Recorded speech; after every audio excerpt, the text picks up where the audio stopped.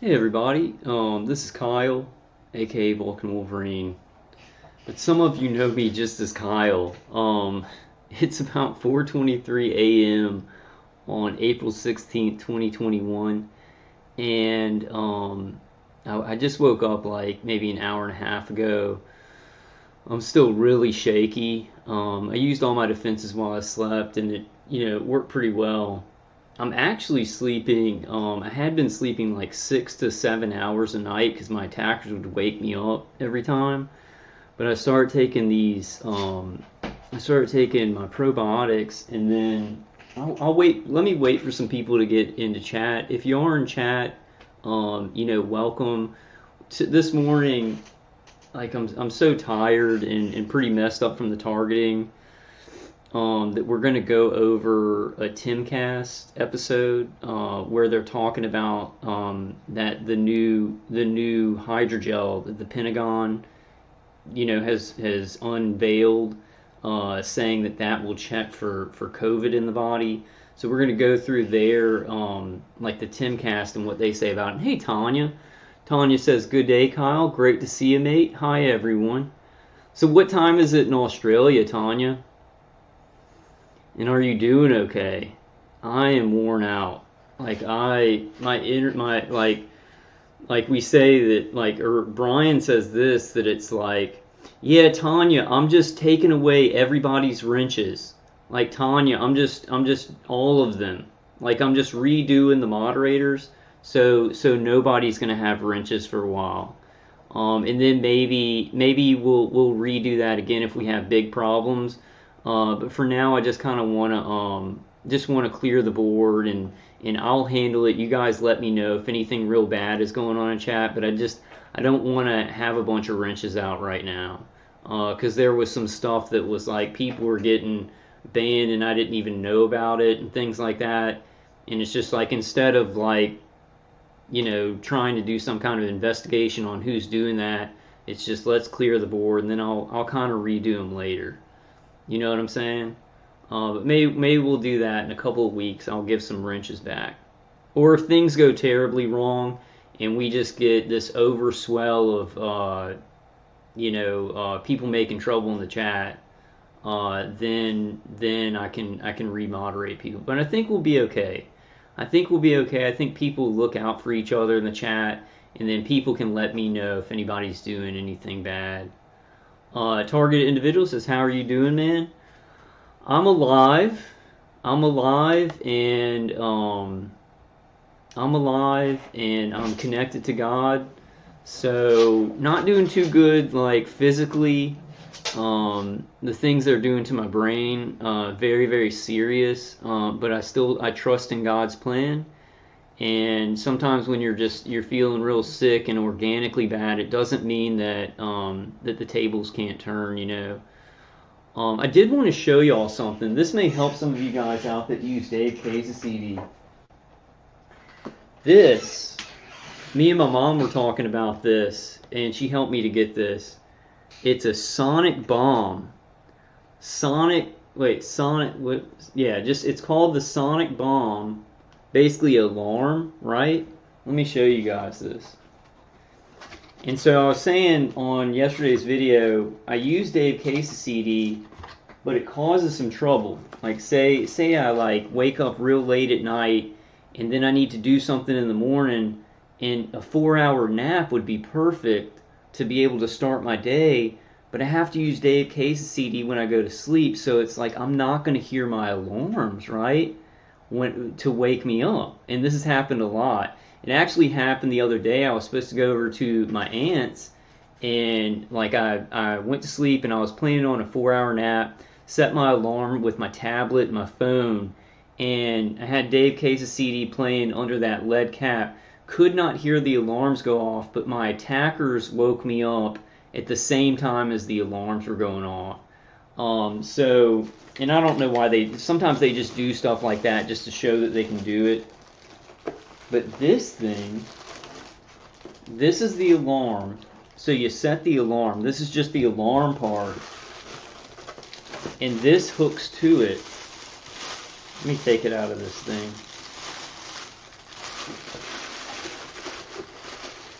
So this little device hooks up to the alarm, and you just put it next to you on the bed, or I think I'm going to put it like under my back a little bit. And when the alarm goes off, this thing vibrates, right? And it can do like a vibrate and then something else. So for you guys who listen to Dave Case's CD and you're having trouble setting your alarm and getting things done, these vibrating alarms I think are going to be a good thing. I'll let y'all know how they work. I haven't used it yet, but I'm going to need it this weekend because I'm on a really bad sleep schedule. I got on a good sleep schedule. I got it to where I went to sleep and then I woke up at like 10 in the morning, and then about 6 hours later my attackers just dropped me. They just gave me that frequency, that sleep frequency, that theta frequency that makes you just have to fall asleep.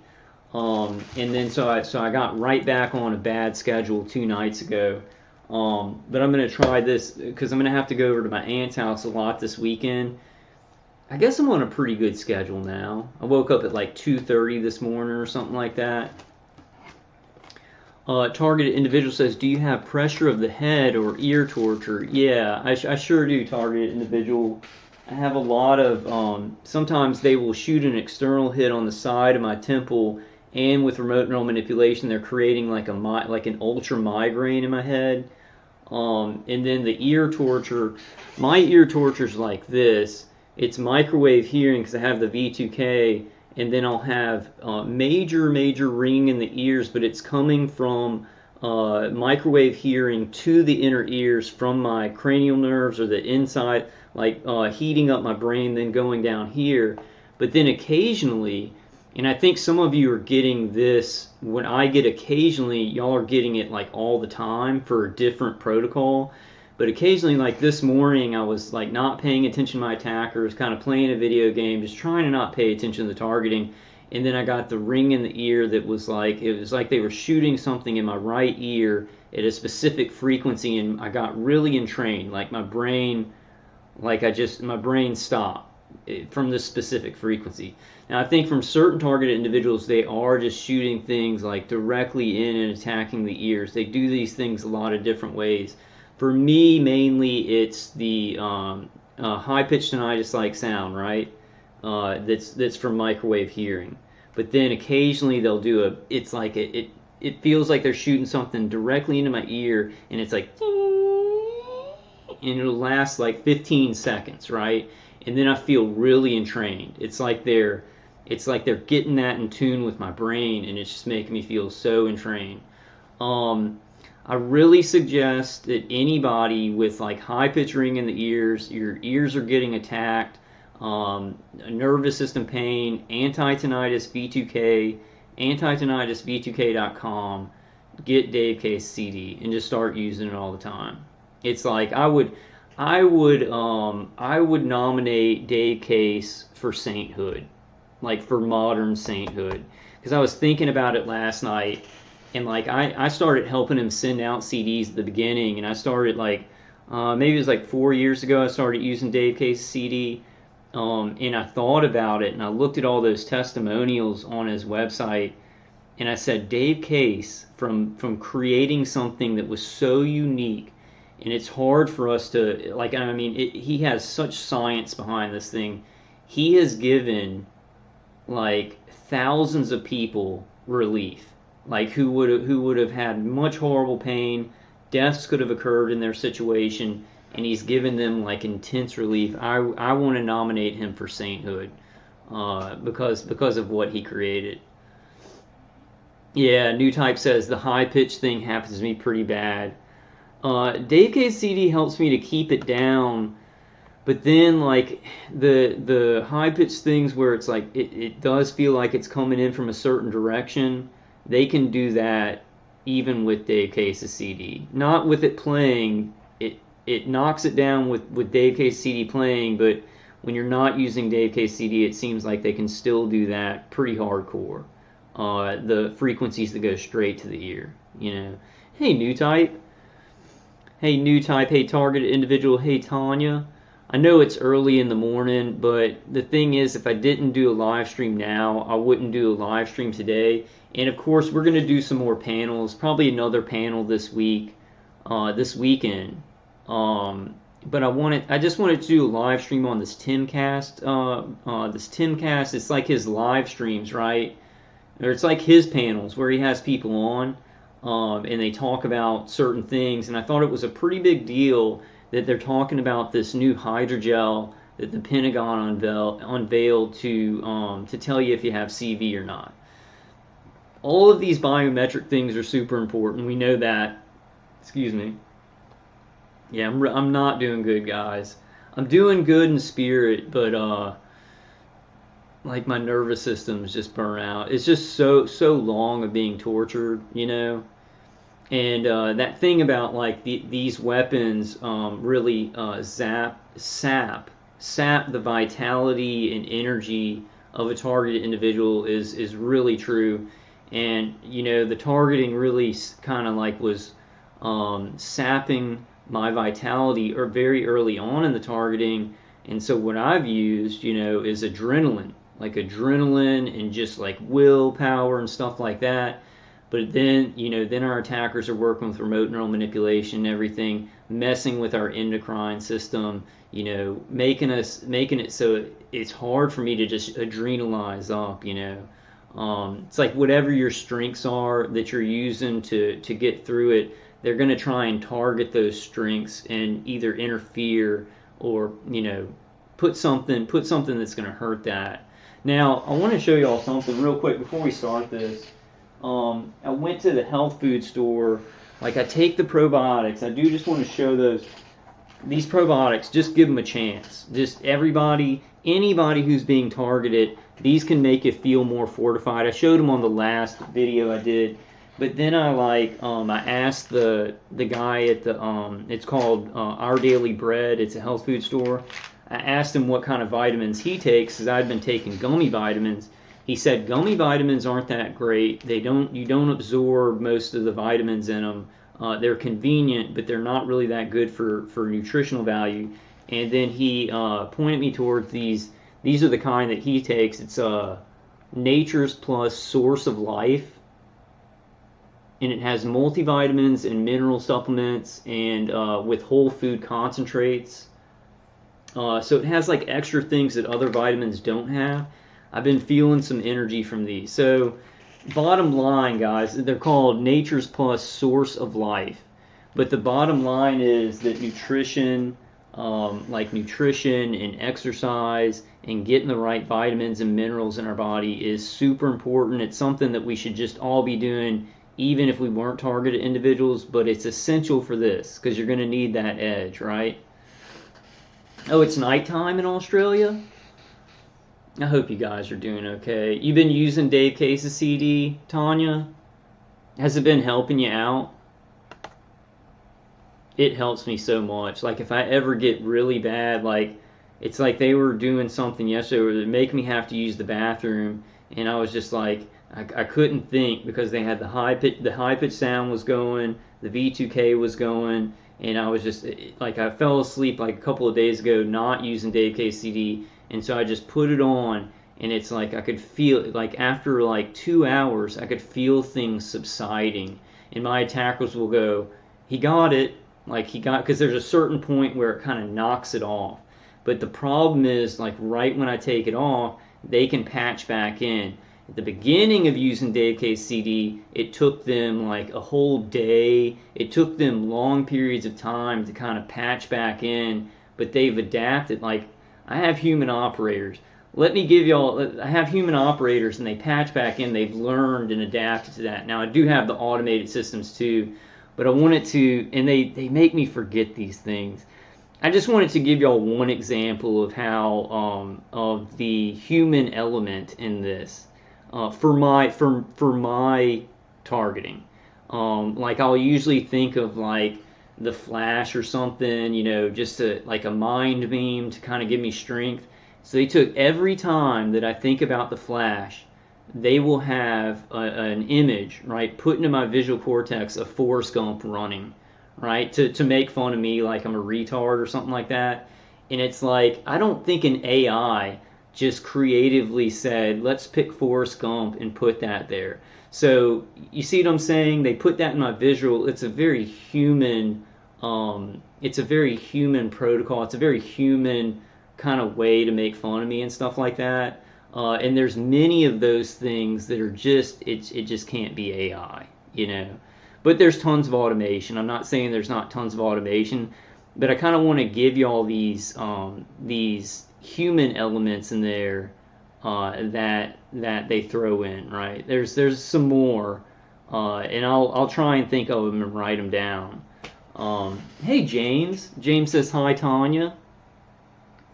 New Type says the hydrogel is very suspect as a possible method behind targeting.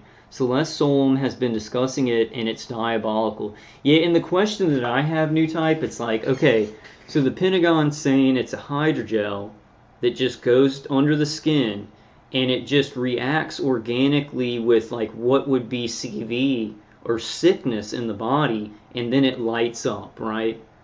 But somebody's going to have to, it's a biometric, so somebody's going to have to monitor that. So it has to have transceivers in it. It has to have some kind of transceiving substance, right? And this is bad. This is bad because we don't even know. We don't know what's past nanotechnology because people are still pretty ignorant about nanotechnology, nanoparticulates, smart dust, and those things. But they've gone past these things. So the questions that we need to be asking about the hydrogel: does it go past or does it go anywhere else in the body, first of all, and then what is in it? Is it just a hydrogel? Is it just a liquid? What is that liquid composed of? Even if there's not nanotechnology in that liquid, is it something further along than nanotechnology or smart dust? Because Dr. Hoffer, you remember I've said this a lot, Dr. Hoffer emphasized this. He said, not nanotechnology, not nanoparticulates, not smart dust, but he said those things exist, right? But he's saying take those off the board. A major thing that our attackers use and these intelligence agencies and contractors use, and there's a whole lot of different forms of it, are titrates. I don't think that's the right word, guys. Like my attackers, when I heard that from Dr. Hoffer, it's like my attackers immediately scraped it from my mind. But this is what it is, and I don't know if it's called titrates, but different toxins that when ingested or breathed into the body will make directed energy interact with that targeted individual very differently from another targeted individual. So, and I don't know what they're called, but they're toxins that our attackers will try and get into our body. And I think about that when I think about this hydrogel, or when I think about the jab, right? So they've gone past these things where we're like, oh, well, they're putting nanotechnology. Most of the public is stuck on microchips, right? They're like, oh, if it's not a microchip that's being put in our body, well, it's not dangerous or anything. But they've come up with such minuscule things to move around the body and act as transceivers for directed energy and neurotechnologies, right? And it's like, how do we get to that information? Well, we like take this for example. It's like we petitioned the Pentagon to know exactly what's in that hydrogel. We petitioned DARPA to know exactly what's in that hydrogel, and they'll be like, no, it's just a hydrogel, because maybe everything that's in it is you can only know what's in it at a certain clearance for national security, right? Like they're injecting this stuff into people and putting it into stuff, but it's like, oh, to know that there's nanotechnology in it, or to know it has this property, which is going to make it kind of a transceiver, or to turn basically the human being into a dirty circuit board more, to accept directed energy weapon frequencies, that's national security, right? So we just tell the public, oh, it's a hydrogel, it's safe or whatever, but it could be the most dangerous thing ever. And those things, it's, you know, we all know this is just outlandish, where it's like, if you ever ask any questions like that, you're just a conspiracy theorist nut, and you just need to trust your government, right?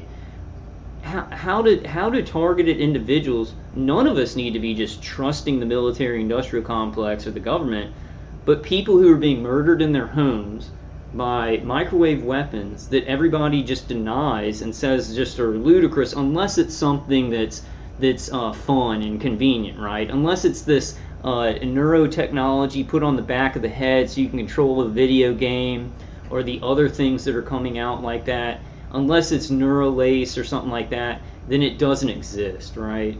I mean, society is just so messed up. I forgot the train of thought I was on. Hey, Elizabeth, and hey, Truekism. Truekism says, hey, buddy, how are you doing? How are you guys doing? How are y'all holding on? Yeah, Elizabeth says Morgellons fibers found in masks. Sorry for the spelling. Bet you so. Oh yeah, Elizabeth says these criminals are pure evil, and I totally believe we are in the last days living out the book of Revelations. I'm getting cooked so bad that it's been night and day, 24/7, all week long, non-stop. I'm so sorry, Elizabeth. Me too. The external hits aren't that bad, but the remote neural manipulation of my nervous system and my spine is still pretty bad. And then I've got a big problem. I realized this. You remember, guys, when I say I don't really remember my directed dreaming anymore, nor do I really remember my real dreams. And I slept 12 hours last night, which is unusual. I think it's because of the probiotics in the vitamins. Like, my body is not waking up when my attackers want them to wake me up. Does that make sense? Oh God, they're making me forget what I was going to say. Shoot. Oh man, no, okay, oh this, they didn't want me to remember this because this is really important. And I was saying, I can't remember my directed dreams, and I can't really remember my dreams. I remember little snippets, but even then I can't really put them into any context. And I realized this, guys, that my attackers were giving me directed dreams, and they were making me forget my real dreams, and they would give me a directed dream, then they would work on making me forget that, right? As practice, as kind of experimentation with my brain to make the memory interference when I'm awake work.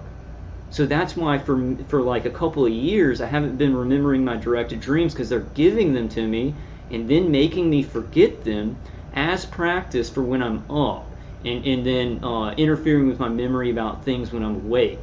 And I didn't realize that. And I'm pretty sure I'm just right on the money on that one. Brian says dream modulation uses your residual memory against you. Yeah, sure it does. And hey, SHP says these a-holes. Yes, I agree. I found one called an artifact in my shoulder. Listened in my medical file, and the doctors never told me. They just kept operating on me. Yeah, medical malpractice.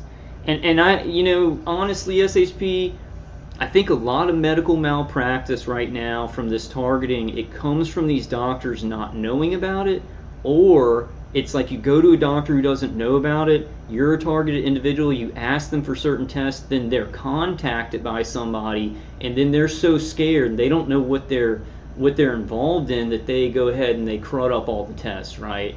I just don't believe that all doctors are nefariously part of the conspiracy. I think the biggest thing that we have to deal with the conspiracy and everybody keeping quiet about this stuff is the compartmentalization, right? I don't think any large like worldwide FFs or conspiracies, like everybody's in on it. I think there is a cult where people do cooperate, but the main way they get this stuff done is they compartmentalize it, don't give people enough information, and then there could be some good people without enough information. They actually do the wrong thing. They end up hurting us, right? But yeah, that's a big problem. With the way that my brain is right now, I'm gonna have to get neurological help from a neurologist. I'm not gonna go back to the same one who gave me my DTI in like 2018 or 2019. I'm gonna find a new one, but the problem is I don't have a lot of money.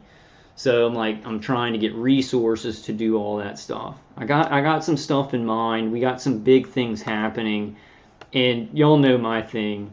y'all know my thing. These huge things that are going on, with the UN and other countries, with the State Department, the CIA, and the Pentagon trying to cover this up or push a narrative. We've got to somehow just get up in there. So if any of you guys, like, or any of these bigger organizations are doing anything big to get our voices heard and those things, please let me know about it. I'm going to try and stay more on board with what's going on conference calls and what everybody's doing, but I'm having trouble. I'm having trouble just keeping up. Yeah, Truchism says, I'm all right. Yeah, hope all is good with you. I'm hanging in there. I'm hanging in there. I'm spiritually very strong.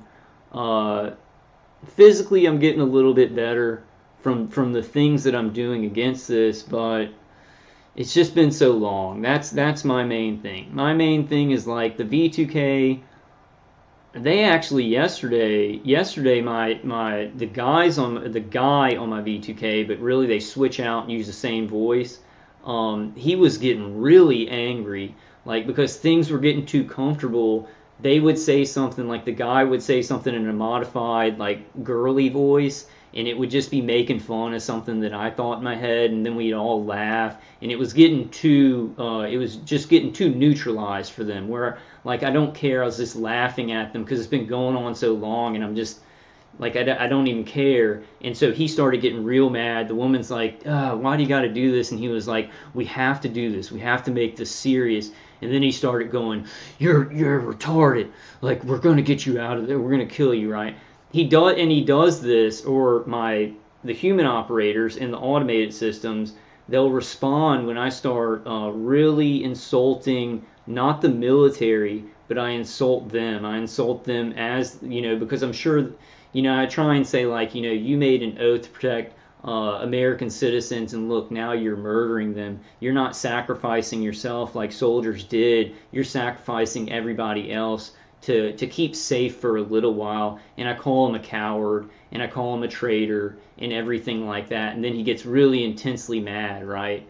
When I start making a sense like that. I think maybe all of y'all have maybe experienced that. Or especially if I talk about the Masons, like, I have a whole thing where I'll just start in my head, and sometimes I'll say it out loud, that the Masons are the biggest cowards in the world. I'm not frightened to say that, because they're such cowards, and they think that they are shaping society, but they don't sacrifice themselves at all. They're not warriors. They don't protect women and children. They hurt women and children. So it's like, maybe one day in the past, the Masons were honorable men that were trying to create nations and protect women and children. I don't know.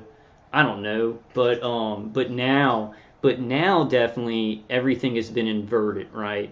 Through Satanism, through Mystery Babylon. Mystery Babylon, guys. Look up Mystery Babylon.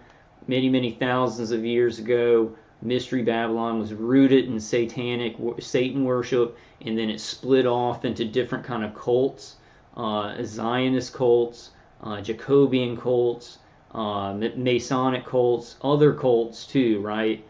Mystery Babylon. Yeah, Tanya says, yes, Liz, we have no money. That's the problem.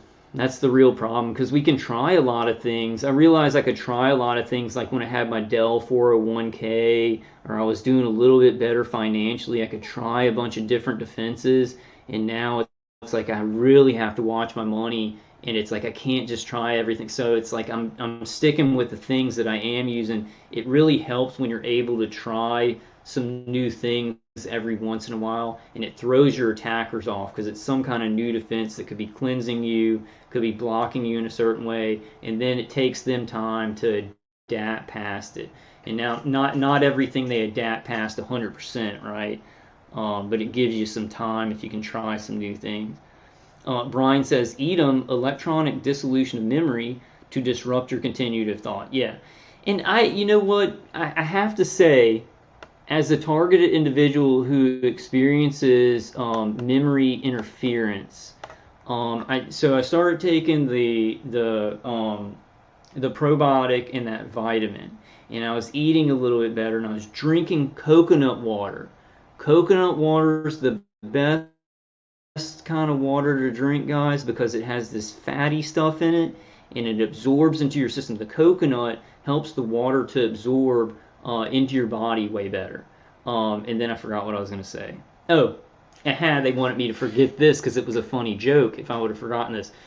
But it just happened. It just happened. So they were trying to make me forget what I was going to talk about, and this is very mirror inside of a mirror. But what I was going to talk about is I got my nutrition up, and then like a memory, I'll be having trouble. They'll be trying to interfere with the memory, and I'll go, oh, I'll really work at remembering it, and it's better now.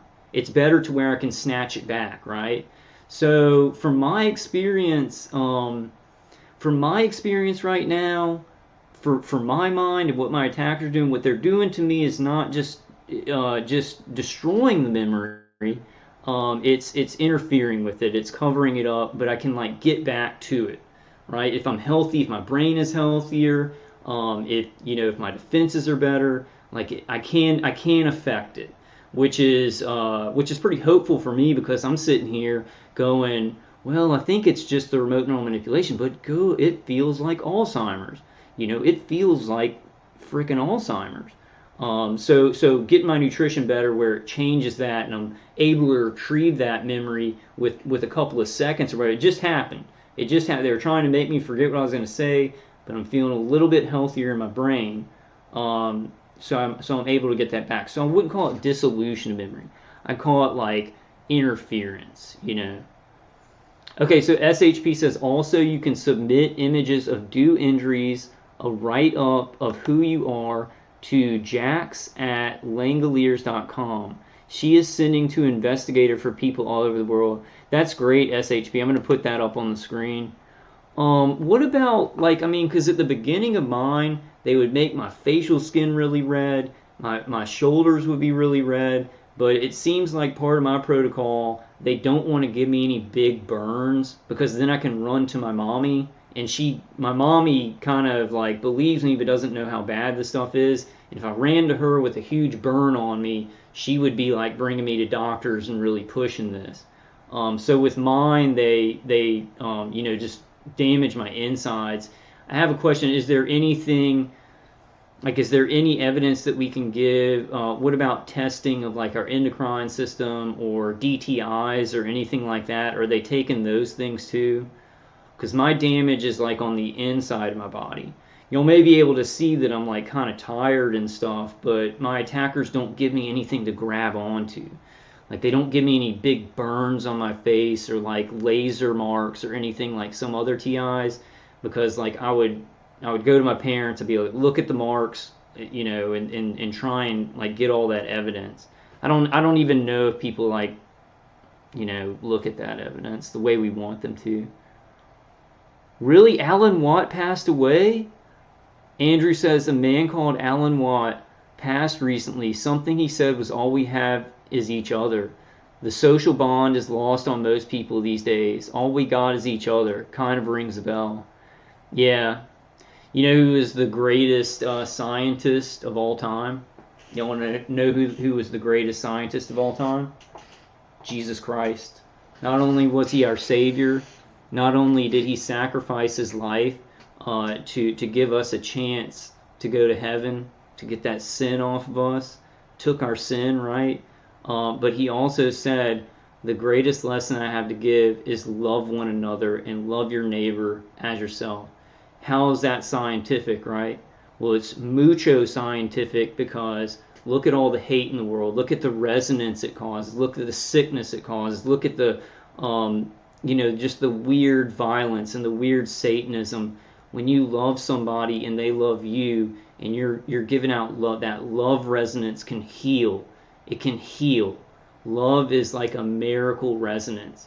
And he knew that back then. He knew that that was so important. You didn't hear anybody talking about love like Jesus did until him. And he knew that was so important. And he knew about frequencies, I'm sure. I'm sure Jesus knew about frequencies. And love is the strongest frequency. It's hard. I mean, it's hard for us when we're going through this to just feel loving. But that's when you have to actively, and this is almost stronger. It's almost this ironic thing. When you have to work to build and to to consciously love because you feel so sick, it's more powerful. It's a more powerful form of love than just somebody who's healthy and they just feel loving all the time and it's very easy for them, which is an ironic thing in our reality. When something is being damaged and then we resist and we fight for it and we practice it and we discipline it and we build it, it's so much stronger. And it just shows what nature is in reality. If you resist, you build stronger things that if somebody's just healthy and they've never really gone through much, but they kind of just feel that way, it's not as strong as if you have to fight for it, which I think is kind of cool. Yeah, Tanya, I'm not saying you have to love your neighbors. What I meant by neighbors, so Tanya says, Kyle, my neighbors are torturing me. I don't love them. Neighbors, me, I'm your neighbor. Like the good people in your life are your neighbor. Now, if your neighbors are doing gang stalking on you, I'd say neutralize that. Don't think anything about them. Stay out of their lives. Stay out of their way. Go somewhere else. But then find the people that are your true neighbors, good people in this world, right? And love them, and they'll love you back. Find people that you can love, and it's so strong. Even if it's not physically, even if you're not in the fit, if it's people that you just, I don't know, love is so strong.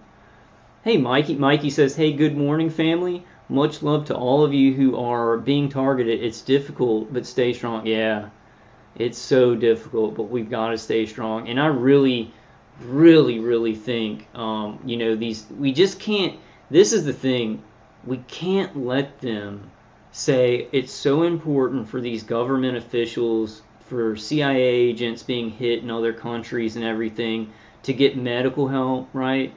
We demand medical help. We are human beings. We cannot allow them in any way, and we must battle this. We must battle this for people to say, oh yeah, those targeted individuals are mentally ill, but these people, they got hit by microwave weapons. We listened to them when they said it. We cannot let that stand. We cannot. And I think we can wedge ourselves into some of these big situations. I just say it all the time. So I think it's the most important thing. Oh, really? Okay, so SHP says tired, but wow, found the perps layer and more. Unreal, the vastness of the involvement. Yeah. So you found like where well, yeah, I guess you can tell it on your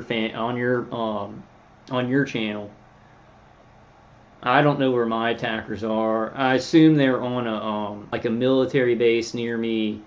Something you got. They're not in houses, guys. Like I see. I guess I don't want to talk about anybody specific, but they're not in a house near you. Like, I mean, a lot of people say that they're just not. I think that there's a couple of people in my condo who they're gang stalkers, and I think that they are allowed access to surveillance. Like, so they get on their computer and they have a certain code, and they can tap into your remote attacker's surveillance of you so they can do their gang stalking better, right?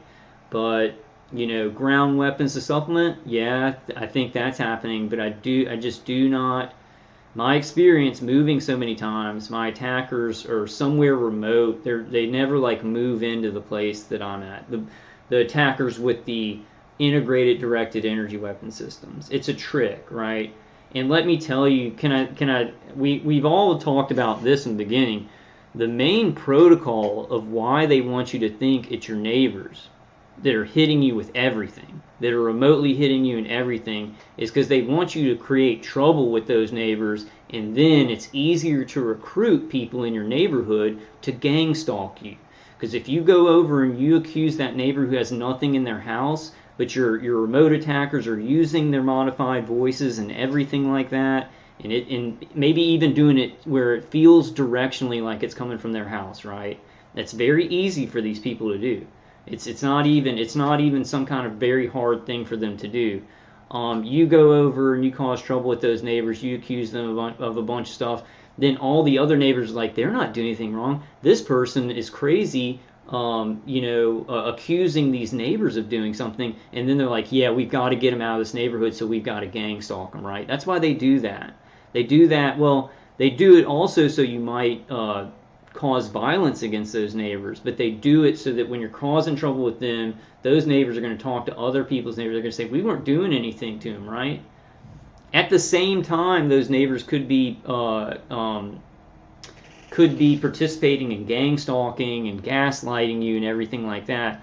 But from what I've learned, I think in the majority percentage, it's the people that are doing the remote attacks to you all the time. Like when you're out in your car driving around, you get remotely attacked. Anywhere you go in your city, if you go to another city, they're like on a military base or underground, somewhere where to get into the place, you have to have a clearance. Jen made a metaphor about Edward Snowden, kind of the place that he worked, and I think he worked kind of in the bottom of a carved out mountain, and they would go in there, and it was this big data center, right? It's gonna be somewhere like that, and they may have separate rooms, or they may just kind of be all working together, kind of with different monitors and stuff, doing with the integrated directed energy weapon systems. I don't know, but we won't get into that. We kind of need to get to this live stream because it's about 20 minutes. We've already been going for 40 minutes. How does time pass that fast? Like that, I have a big problem with that. Hey, Nicholas. Nicholas says, good morning, everybody. I just arrived in Salt Lake City. Awesome, man. How is your targeting? Are you defending from it?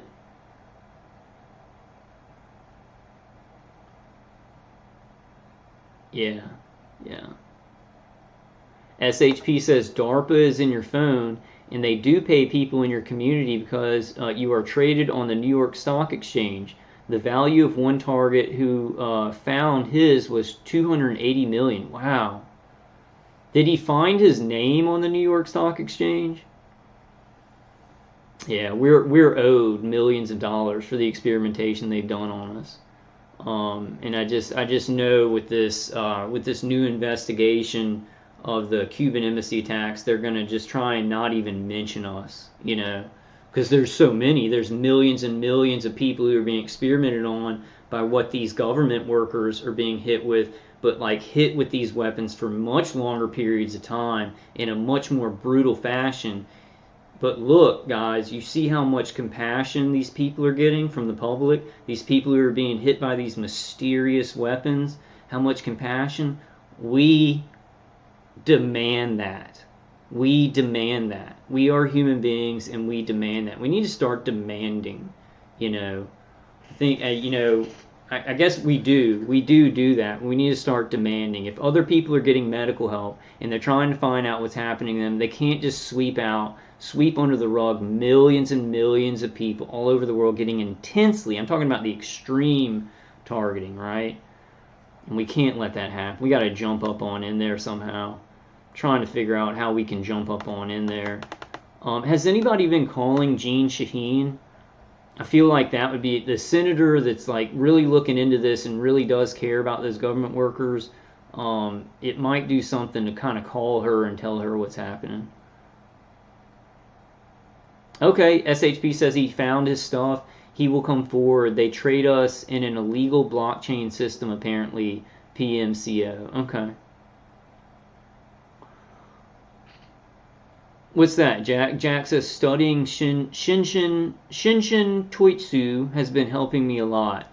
You might like it, Kyle. Yeah, I need to get some kind of. I think I want to do a mixed, one of my idols. I don't want to say idol because I don't worship him or anything, but somebody I look up to who's like a hero to me is Bruce Lee, and he combined a lot of martial arts. So I wanted to do the Crane one, the one that's really peaceful and it's just defensive, maybe with another type, maybe with jujitsu, jujitsu with and I can never remember it, but it's the Lotus style. It's the Lotus style of fighting. Oh, it's yoga, Jack? Okay. I kind of wanted to do a martial arts. Hey, Jeff, what's up, man? Yo, big homie, how you doing? Nicholas says, it's hard. They won't leave me alone. They pretend to be on my side, but I don't believe it. I want my brain back. They talk about depatterning, but as far as I'm concerned, it's still torture. Yeah, still torture. Yeah, they torture us physically. They torture our nervous system and our brain. Um, from my targeting, and this is my situation, but I feel like it would be a huge percentage of target individuals.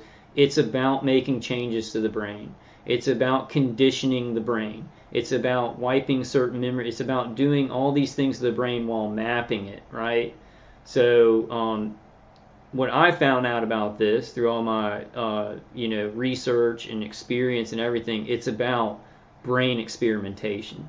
It's about trying to get people to do stuff by manipulating their brain, but also mapping the brain. And also, if you don't have somebody who's violent, then you're going to want to extremize their beliefs, or see how far you can push their beliefs, right? To condition them, right? To condition their personality and everything. I don't want to show those three claw marks on that thing.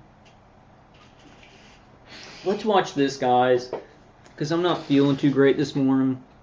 So let's kind of get started on it, and I'll do some commentary. What I like to do on these, what I like to do when there's some mainstream talking about biometrics, I like to kind of watch these videos, and then I feel like it would behoove us to put our commentary in it, to like talk about what we're going through, and how like all these biometrics came out of experimentation on human beings since before World War II, but it got really big after World War II. And then they kept advancing the technologies, the neuroweapons and the directed energy, and the things they could do with it, and then pulling in more targeted individuals each year, and they continue to do it. Each year they continue to pull in more targeted individuals to be tortured. So when I see somebody on the mainstream kind of talking about it, I figure it can kind of push us a little bit to where the public can understand this, and everybody's being hit with this stuff, so they really need to understand it. So this is from Timcast IRL. Pentagon introduces microchips to be inserted under skin in hilarious CBS 60-minute story. It's actually pretty scary, but look, it has like 300,000 views. So this is good. This is the dam breaking, where people are seeing there's so many biometrics out there. This is the question that everybody in the world has to ask. We already know about. Where did all these biometrics come from? If you're using a biometric, and that means it's something inside the human body that has to do a specific task, you got to get a specific signal from it. How did they practice? How did they experiment to learn these things? And the obvious answer, and you don't even have to figure it out, you just have to know that many, many targeted individuals have been giving testimonies for many, many years, more than 2 decades, right? You had targeted individuals in the 1980s, in the 1970s, like saying that they were hearing voices almost as if it was just on a wave coming at their head, right? And then back then in the 1970s and 1980s, people were just like, oh, these people are mentally ill or whatever. But now things are changing.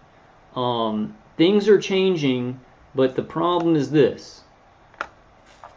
That things are changing, and all these things that can obviously connect what we're saying is true to all the biometrics and technologies coming out, they're not going to be talked about, those connections, right?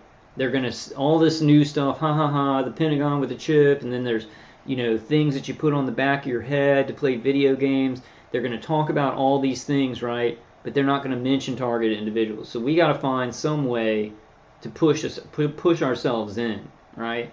We're citizens. We're being tortured. We demand that it stop. We do not consent, everyone on this chat and everybody who watches this video who's being targeted, experimented on, and tortured, cyber tortured by directed energy weapons, microwaves, integrated directed neuro weapon systems. So an integrated directed energy weapon system would have integrated neuro weapons tied into it, right? We do not consent. We do not consent. We do not consent to any of this stuff. We want our lives back, but more than that, we don't just want our lives back. We want compensation for all the work lost, all of our life lost. We want compensation in everything. And I think we've got to start, you know that saying, the squeaky wheel gets the grease. If we be quiet and we try and wait for somebody to help us, nothing will happen. Like they will talk about these government workers being hit. I don't know. I do actually. I know a lot of people don't have hope in the UN, but I think the UN's going to do stuff anyway. The UN's going to do something about this stuff anyway because we sent in testimonies and targeted individuals have talked to him. And Julian Assange is a targeted individual. So Niels Melzer saw it firsthand when he went to Belmarsh prison. So that was like, it's one of those things that's horrible because Julian Assange is a great man, but good that Niels Melzer saw that something was going on to him that was happening remotely. So I think the UN's coming, but we got to quicken these other things, right, to maybe speed that up along too. I talk about these things and I still understand. I have a small YouTube channel, but there's some big organizations pushing things and pushing public awareness and things like that. So it's not an impossible feat. It's not an impossible feat for us to get up in there and demand medical attention at the very least. What we want the most, right? And this is easy. We want the targeting to stop. That's what every targeted individual probably, if you ask them, what do you want the most? Do you want your attackers punished or do you want your targeting stopped? We want both, but you'd pick targeting stopped. But we need to be saying we want this torture stopped, but these government officials, they're getting medical care at Walter Reed, right? And we need to, I don't know, maybe we should just call it Walter Reed. But we want at least medical attention. And I know, like right now, me saying that, you're like, good luck. I know probably a lot of targeted individuals, but we got to push in that direction, and we can make things happen. Especially with all this stuff coming out. We get our arsenal together of all the biometrics that are going on that they're using alongside the pandemic, and then our data, our evidence, it's fills in more, right? Let's listen to old Tim talk about the Pentagon microchips. It's not actually a microchip. It is a hydrogel. What I think is that they have different things. Like, I think they have a microchip that could do it. I think they have a hydrogel. I think they probably have nanotechnology that can do it. But I think they are putting the hydrogel out front because it's the thing that seems like the less dangerous thing, right? But it's not, because we don't even know what's in it.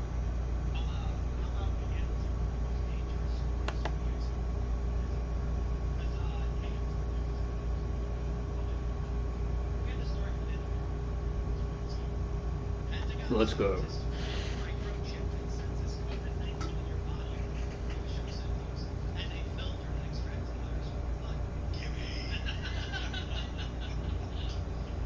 Give me.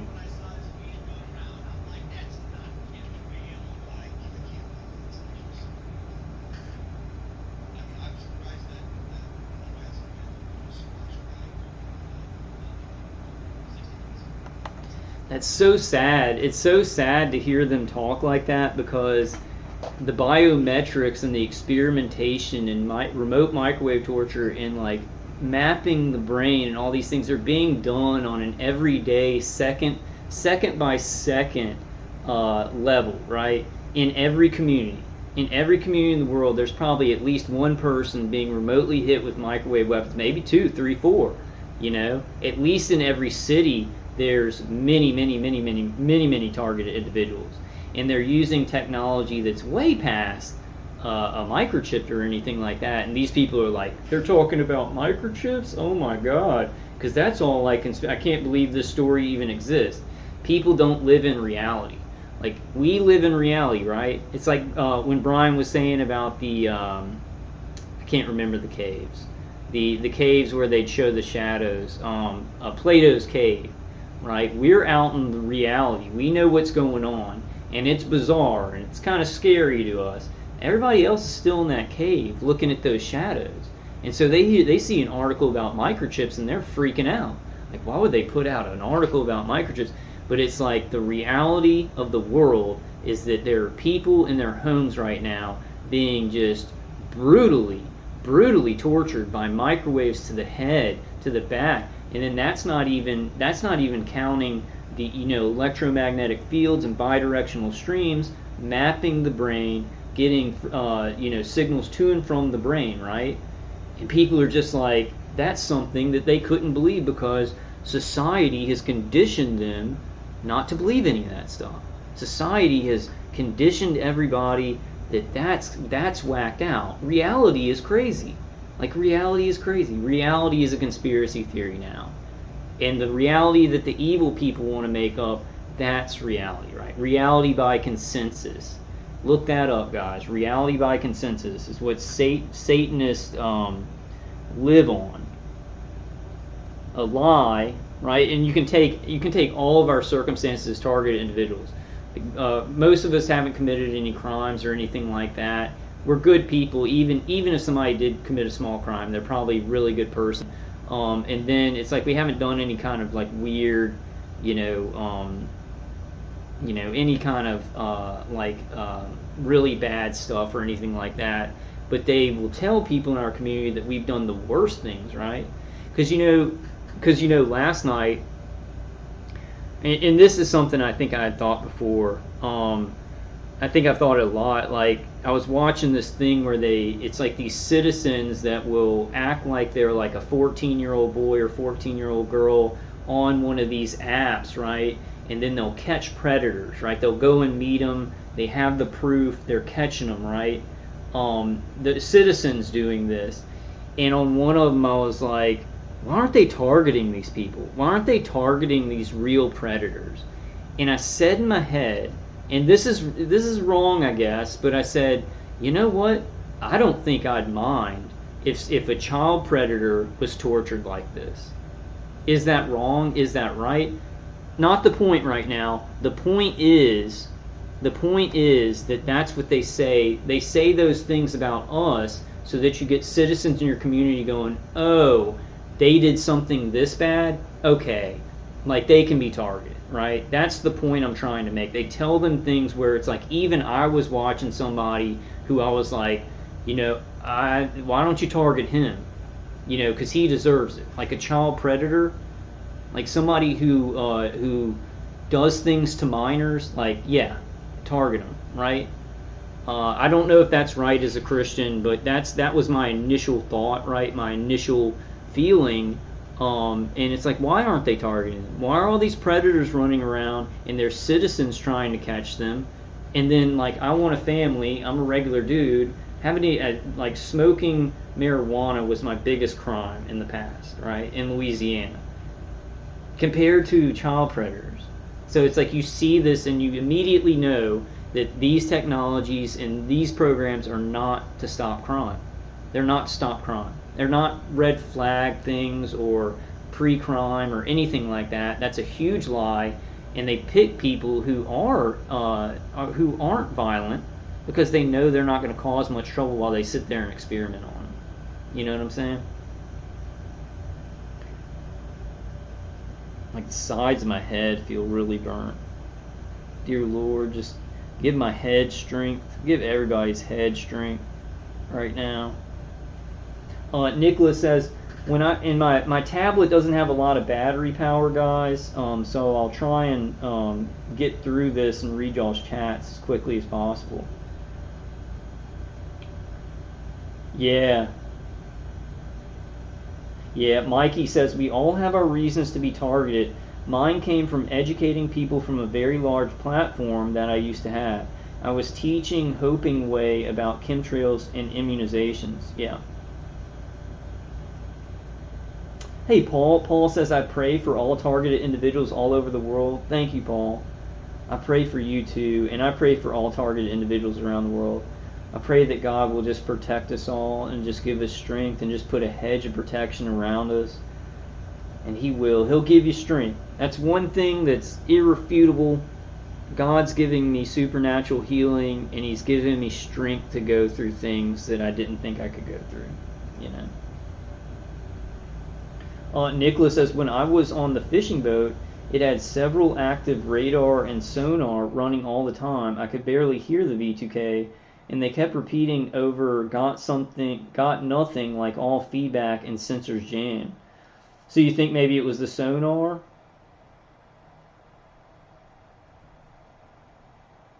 Hey, Truth is Criminal. Truth is Criminal says God bless all.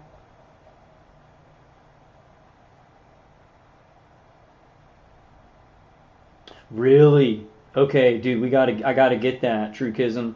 That's important. Let me put that up. Hold on, let me go back to the thing. That's it. That's super important.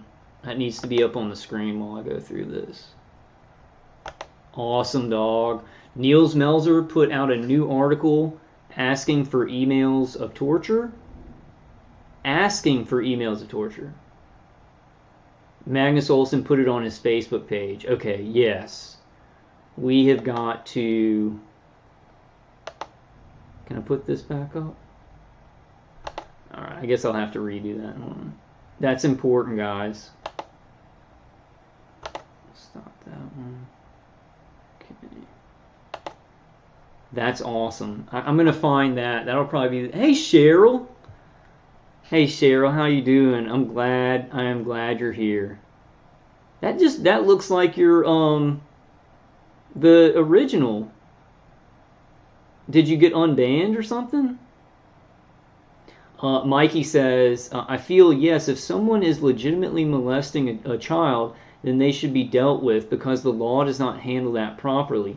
However, these gang stalkers label everyone this type of person. Yeah.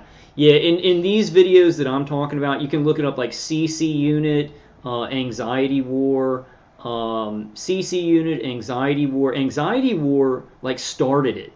Like if you go to Anxiety War's page, he's an interesting, unique kid. He's grown up a little bit, but he really started this whole craze where citizens will, I guess they sometimes will just themselves talk, but then sometimes they'll have pictures of kids that aren't lewd, that it'll be kind of a decoy or whatever, and they're doing good. They're doing good work. I actually signed up for Anxiety War's Patreon because he's such a I really if you go to his page, I watch his videos. He gets a little bit. It's kind of this dark world that he gets a little bit messed up by doing this, by catching these predators, and I just feel I feel like he's a fellow Batman. He's dealing with this weird thing that's kind of it does threaten to kind of make him loopy a lot, but it's like justice. He's bringing justice to society as a citizen, and it's like this channel he made grew up huge, and then tons of other people started doing it. So now predators are way more scared to just go online and get a kid. There's so many of them, guys. There's so many of these creepy old men and creepy younger guys who are like trying to meet up with like 12-year-olds and stuff. I think that comes from the world being so corrupt, because people are getting away from God and they're going more towards nihilism, and this satanic corruption is just running through the world where people just don't even care anymore, right? But Anxiety War is great. I feel a resonance with him. Because he's like doing something he really believes in. It kind of messes him up a little bit, but he's a weird guy. Yeah, Anxiety War. It's like this. He's a really interesting, weird young man. It's sad though. This is unbelievable, right? I'm getting way off a topic. We need to watch that Timcast thing. But it's so unbelievable that citizens are the ones that are handling predators, right? These people that are trying to meet up with like 10-year-olds and 12-year-olds and 13-year-olds or whatever. But then we're getting microwave. If they're microwaving somebody who's not a danger to society, if this is about criminal stuff, right? If this is about pre-crime, you get somebody like me or somebody like you guys that's not doing crime. Why not then pull it off and go to somebody who is like a predator, who's going after children and stuff like that? Why just make it up that the good people are doing the same thing and then leave the real predators out there? Why do it that way if this was about stopping crime? Thus, this is not about stopping crime. You understand? All of you understand that, right? None of this is about stopping any kind of crime. They're going to say that, and they're going to feed money to DHS fusion centers, but the money, the main money, is in the brain mapping and the mind control and the advancement of these weapon systems, directed energy weapon systems, neuro weapon systems.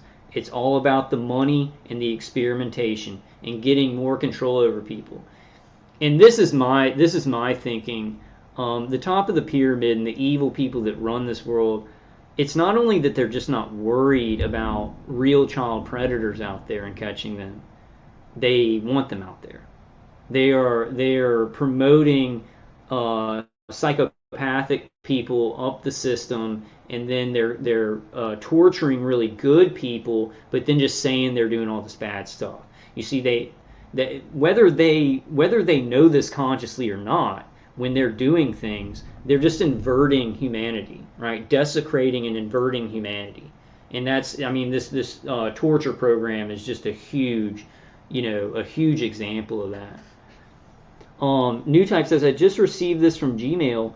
Google found some of your passwords online. Anyone who finds them can access your accounts.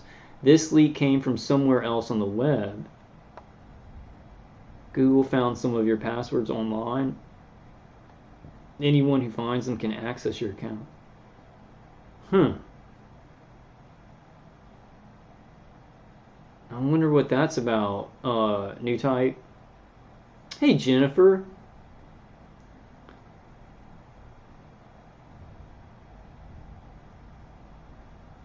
Andrew says godliness is more important than exercise, as you're saying. Yeah, godliness is where it all starts, man. But then it's like you pray and you get spiritual, and then it leads you to doing these things that are healthy for you, right? Because God's going to lead you to solutions, defenses, good supplements, good exercise. So the faith in God comes first, and clinging to God comes first, and then all that other stuff can happen because He's going to give you power to do that stuff. Most definitely, though. You see, maybe something's way more important than the other, but you got to do it all,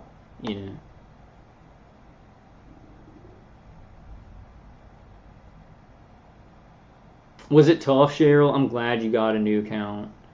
I'm sorry about that. That's why I'm doing no more moderators for a while. Because I just don't want people because if you ban somebody, I can't get them back on. So it's like moderators can do things that it's like, oh, it caused a lot of problems for me and the person that got banned. They may not have even done anything right. So we're going to do it this way for a while. And then I'll maybe talk to people individually, people that I'm talking to and texting, and just have a couple of my knights, or would it be knights or just fellow my Avengers. I'll make my Avengers team. Sorry, I'm really doing bad, guys. Doing bad physically, doing okay spiritually. We've come so far, guys. You've survived so much. I've survived so much, and then just going up the center. We're gonna do it. Yeah, Jeff O says it's conditioning society. Everybody look into this article about Niels Melzer. Magnus Olson put it on his Facebook page. I'm gonna look into that. We're gonna do a live stream on that next. I still have hope in Niels Melzer. I don't know if he'll be able to just stop the program, but he's definitely going to speak about this. He has already in Human Rights Council, but what the I don't want to say anything disgusting. I wanted to do a metaphor, but the big kicker is that he says things about this at a UN here, at a UN.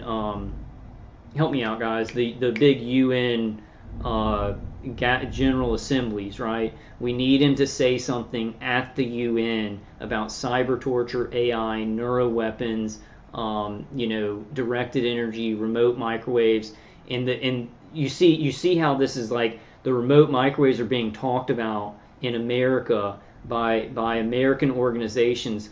Don't think that Niels Melzer isn't paying. Don't think that those things aren't coming together, right? You see, that's the important thing. Sometimes we don't see it. Sometimes we're like, oh, well, the UN stuff's going on, and the Pentagon and the CIA are going to try and cover up what's going on with all these governmental workers, but don't think Niels Melzer isn't looking into this stuff in a very, very detailed way, and then looking at targeted individuals' testimonies, you know. No, Trukism says perhaps every target has done something horrible. I don't know. No, I don't think so. I think that some targeted individuals have maybe committed crimes, but it's like a very low percentage. It's maybe like 10% that have done like some kind of crimes, and not even violent crimes. But in my circumstance, it was like experimentation from a hospital, right? And when I say crimes, you know, it might be something as simple as, it might not even be 10%. 10%'s too high.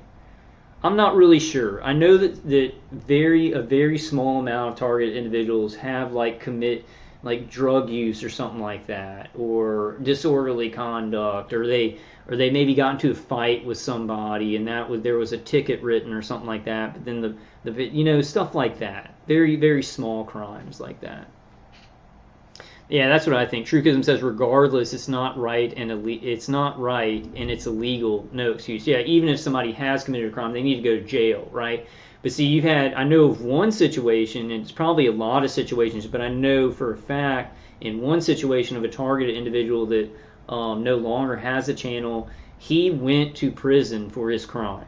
Like there was a crime that he was involved in, and like I don't know the full situation, but he wasn't the main. He was just there. He was like there, and so he got charged for everything in it. He went to prison. While he was in prison, they targeted him, right? They started doing the experimentation to him while he's in prison. Then he got out he did his time. Like he did his time for the crime, got out of prison, and he was still tortured, right? So I know there's that one situation that I know of, but not a lot. The biggest percentage of targeted individuals, it's something where they didn't do any kind of crime, but for some reason they got put in the program either by experimentation or rubbing somebody the wrong way, or having an ex-boyfriend or girlfriend who was in the military who has connections to this program and things like that.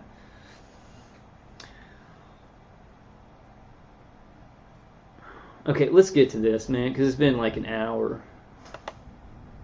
Let's listen to a little bit of this stuff. I like it when things are they're becoming more and more in the mainstream, but people, they're still not going all the way. I think Tim Pool does something in this live cast that makes me think he's kind of in the know about electromagnetic frequencies being used. It's a 60-minute story. It's a 60-minute story. 60-minute story. No. Let me read. Let me read a little bit. Let me read this. Pentagon scientists working inside a secretive unit set up at the height of the Cold War have created a microchip to be inserted under the skin, which will detect COVID-19 infection. It's the mark of the beast. Pentagon. They're putting robots in you. And a revolutionary filter that can remove the virus from the blood when attached to a dialysis machine. Does it have lights on it? Are they shooting lights in your vein like Trump said? Oh gosh. They're gonna put it bleach. The team at DARPA have been working for years on preventing and ending pandemics. They assess the issues and come up with ingenious solutions, which at times appears to be more a science fiction novel than working in a laboratory. One of their recent inventions, they told 60 Minutes on Sunday night, was a microchip which detects COVID infection in an individual before it can become an outbreak. The microchip is sure to spark worries among some about a government agency implanting a microchip in a citizen. By some, they mean Jesus people. By some, I think they mean that are very religious. But do you hear that? Do you hear that? They're saying the Pentagon has declared that it's going to be putting a microchip under people's skin to detect COVID. This has inflamed conspiracy theories that the Pentagon is going to be putting a microchip under people's skin to detect COVID. Like, they literally said the thing that they're going to do. Then they said, people who have this conspiracy theory now that we're going to do exactly what we said we're going to do. I mean, that's how crazy it's gotten right now. That's how crazy it's gotten right now. Is that they're like saying blatantly, we're going to put something under the skin to detect COVID. I mean, who knows? Who knows if it glows and somebody has to pick up that signal that you're sick, right? They're not just going to be seeing a glow. It's going to be remote. You know, I feel like it's going to be remote. Maybe it's not. But conspiracy theorists are just saying what they've announced. And they're like, oh, we've got to quell this conspiracy theory about what we just said we're going to do. It's gotten into territories of, yeah, you see what we're going to do, but we're going to go ahead and gaslight you and say you're conspiracy theorists when you even talk about what we just announced that we're going to do. It's gotten past deceit, right? And past deceit is gaslighting. You see what I'm saying? Deceit is like where it's like you're scratching your head and they're lying to you and you can't convince everybody. Gaslighting is when everyone knows the things they're doing, but they're like, prove that we're doing that. We're not doing that. You're conspiracy theorists. And everybody knows, but it's just gaslighting. Because, they have power to control the media and tell the public, or lie to the public about what's going on. Very what? I'm pretty sure they mean everyone. Except these, like, just, I don't know, man. Bill Gates is like, yeah, let's do it. I want to put a chip in everyone. Do you remember VeriChip? Mm, This was like 10 years ago, I think. Vaguely. Or maybe like 15. Vaguely. Refresh my memory. They're RFID chips they would implant in your hand. Oh, yeah. And you could wave it by a door and the door would yes. open. Yeah. And it had your information on it. And the way it works is that the signal emitted from the reader provides enough power for it to bounce back a signal with information. It's brilliant. But when that came out, this is like 2000s. People were... Is this too loud, guys? Is it a good volume?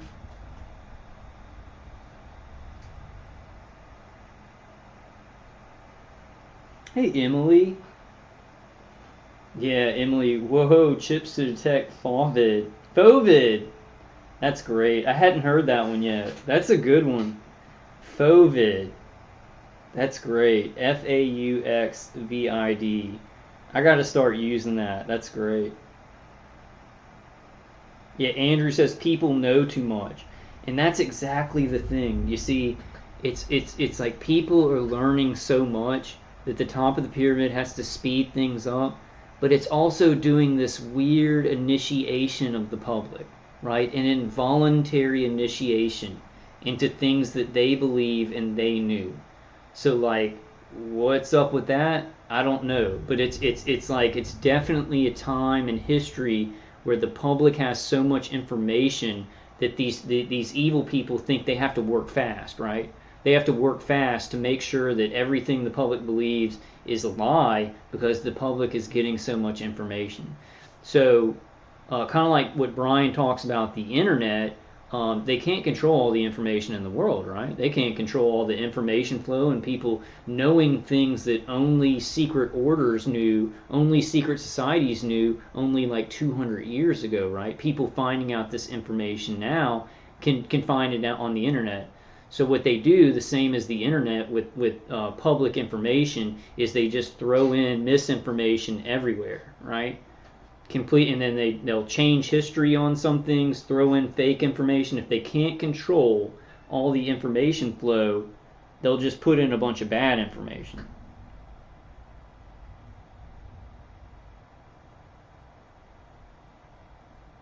Evelyn says, okay, Kyle, too early in the day for anything less than positivity. Self-talk is crucial. Stay strong.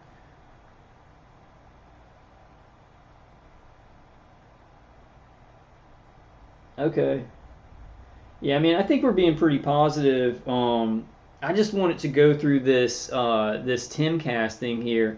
I think it's pretty positive that we have 300,000 views on a live stream. Like, this is a live stream. Usually people get way less views. He's getting like 300,000 views on these about something, biometrics and everything. It's just all bubbling up to the surface. So, all positive, right? What we're going through feels very negative, and it's beyond frustrating, right? It's beyond frustrating that it's like, this is really dangerous, and we're probably the most hurt people, the most innocent people who are being hurt second by second, and then everybody else is kind of talking around this. They're talking about all the things that have come out of the torture, all the things that have come out of the experimentation, and they're just kind of like pushing us to the side, right? That's frustrating. That's negative, but that can change,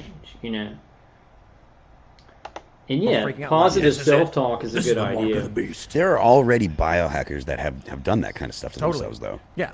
I mean, there's people who put like full weird like Arduinos like in their arm. Your Yeah. body rejects that stuff. Yeah. But like this stuff has been around for a while, where there's been some kind of microchip embedding, and there's been all the conspiracy theorists.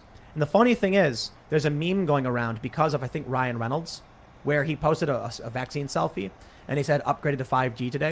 I saw that. Now- I showed that on my last video. We got to stop that label of conspiracy theory somehow. I mean, everybody uses it.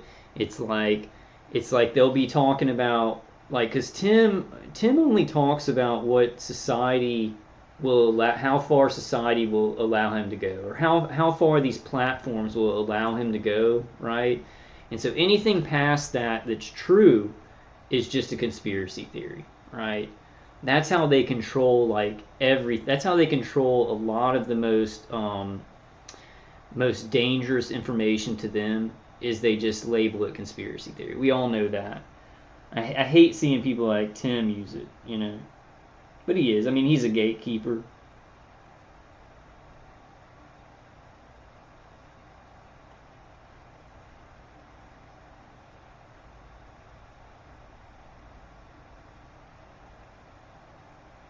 Yeah. Spit on Kyle. No, I know you'd never say that. Emily says, I've really been feeling the pain of late. It's overwhelming when you let yourself feel it. Yeah. I try and distract from it. And then, you know, yesterday, for me, it's the long-term nature of it has just beaten me up. And it's like the targeting that I'm experiencing right now, if it was at the beginning of my targeting, it wouldn't be that bad, right? But my body's so tired, and they're doing so much stuff to my brain. And last night I just got into this place of like thinking about all the people that I really love, like my mom and my dad and you guys and a lot of people I talk to, and just how, you know, I have to do this for y'all, and I have to do this for my family. I have this intense love.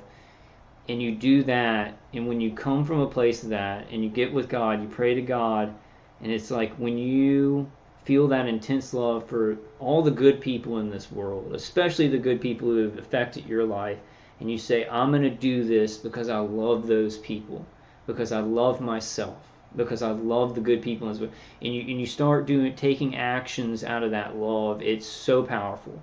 It's so powerful if you connect that with God. It works with anger sometimes too, but I feel like it's more focused. You can do better things. You can do amazing things when you feel that way. And I tell that story because for an hour I felt really light and I felt really good. And this frequency of love, right, that I was thinking about all these people that I love, it was so strong, right? It can change your body. It can change the cells in your body. These resonances. Like I said at the beginning, Jesus was a scientist. He said, love one another and love your neighbors as yourself. You see, and Tanya was like, I can't love my neighbors because they're freaking murdering me, and I get that. But the whole point of them making neighbors hate each other, making neighbors hate us, making people very very paranoid of each other in society, doing all these things to split up groups, black and white, and you know, other groups, just division, Republican, Democrat. It's to cut into that love your neighbor as yourself. You know, love is the greatest commandment. So you see what the top of the pyramid is doing to invert it. It's making everybody fight, when the greatest science and how we could fix humanity, or not, I don't think humanity can ever be fixed, but how we could get on the right road, right? A lot of us are on the right road. We're the remnant. We still got Jesus Christ in our heart. We're going to experience joy. We're not going to be corrupted by the world because we live in it, but we are not of it, right? But to love yourself, love the people in your life, love your neighbors if they're not murdering you, right? We need it to do that stuff, but that's why they're doing all these things, because the science of low resonance will make humanity weak, right? Love will make humanity strong. These seem like airy-fairy things, but I'll tell you they're the most practical that I've ever experienced as a targeted individual.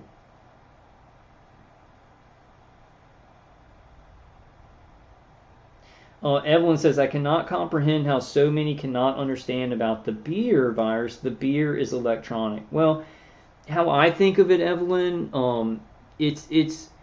I think that it's a little bit more complicated than it's just all directed energy, or it's just all a bioweapon, right? It's both. They're doing both things, right? Because when they do huge FFs, especially global FFs, they do all these different ways of doing it, so then people are like, oh, it's this, but no, it doesn't make sense because in this case this happened, and that doesn't make sense with this theory, right? So you do a bunch of different things, and even where you'd say the directed energy grid, along with somebody getting a novel coronavirus, get both of them, right?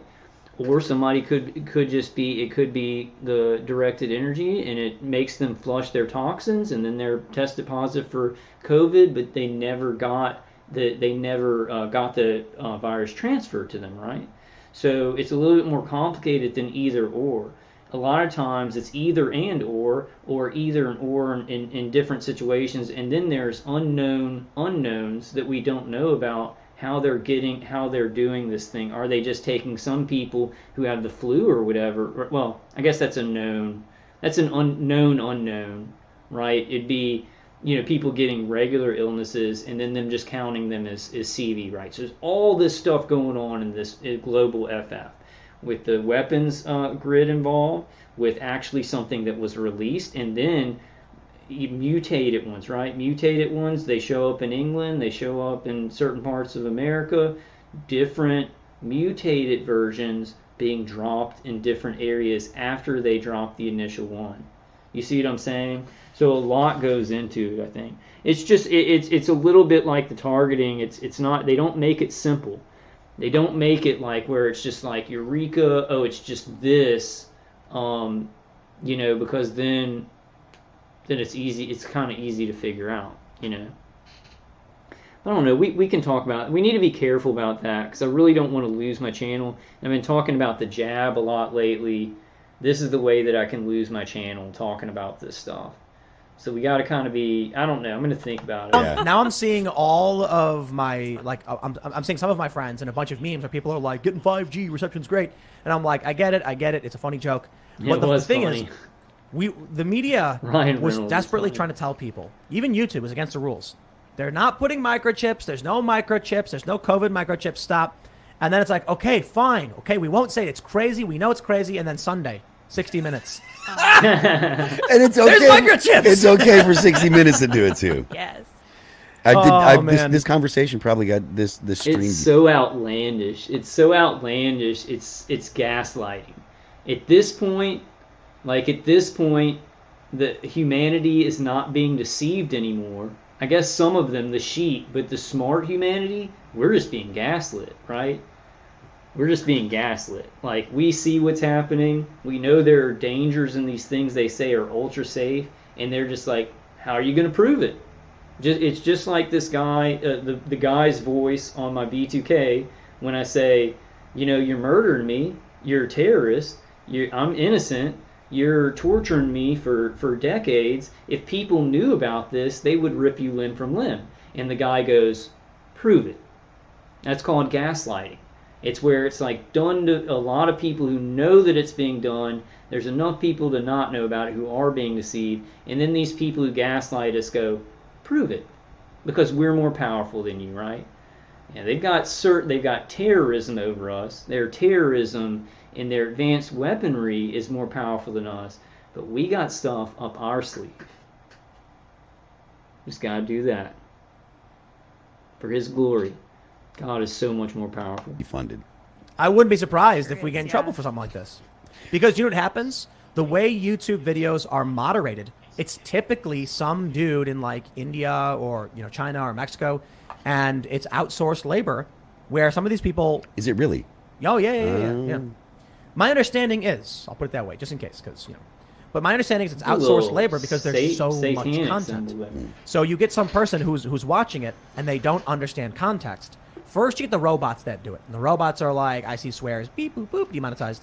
Then, if it escalates, you'll get a review from like a person, and they're going to be like, Oh, microchips. That's conspiracy theory. Boop, boop, demonetized. Not anymore. This happens to me all the time, though. Check it out. So I actually have, I actually know people at Google, but I have an actual like Google rep. Maybe I should stop it every once in a while.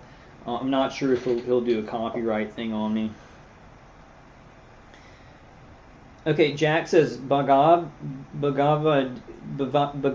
Gita. Is it the Bhagavad? Oh man, that's a hard thing to say. But the Bhagavad Gita is a great recall. Yeah, I remember you talking about that. I need to read it, but I'm going to be mainly focusing on. I read Bible verses and stuff, but I really want to go in. We may do something. Somebody sent me this Pastor Stephen Furtick, and like a lot of his sermons really hit me hard, and so I think we may be going through some of those, and I need to start reading the scripture more. I do I read it, but I need to read it because I do believe it's divine scripture. I do believe it was inspired by God, and I need to just start reading that more. So I'm going to be focusing on that, getting really, really into my faith, because my attackers, and I don't like talking about this because I've never lost my faith in God, but with my protocol, with the mind control protocol, they don't try and make me not believe in God. They know they can't do that. They don't make me try and not trust in God. They know they can't do that. But they can give me a physical feeling of just not feeling as spiritual all the time, not feeling as connected that I want to be to my own spirituality and my own meditation and everything like that. So I've never doubted God or lost faith, but it's more of a physical thing in my brain that they're messing with. That I guess how my brain's connected to my spirit, they're really messing with that. Which is not a big deal or anything like that, but I think that with any kind of muscle that's atrophying, or even if somebody's purposefully atrophying that muscle, you can pump it up. You can pump through it, You can pump. Bhagavad Gita. Is that the way you say it? I thought it was Bhagavad Gita. Bhagavad Gita. I need to get that, and sound it out.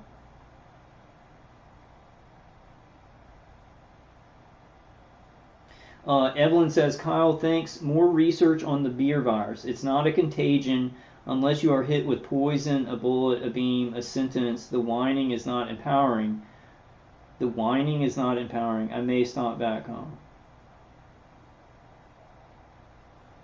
Okay. Thanks, Evelyn.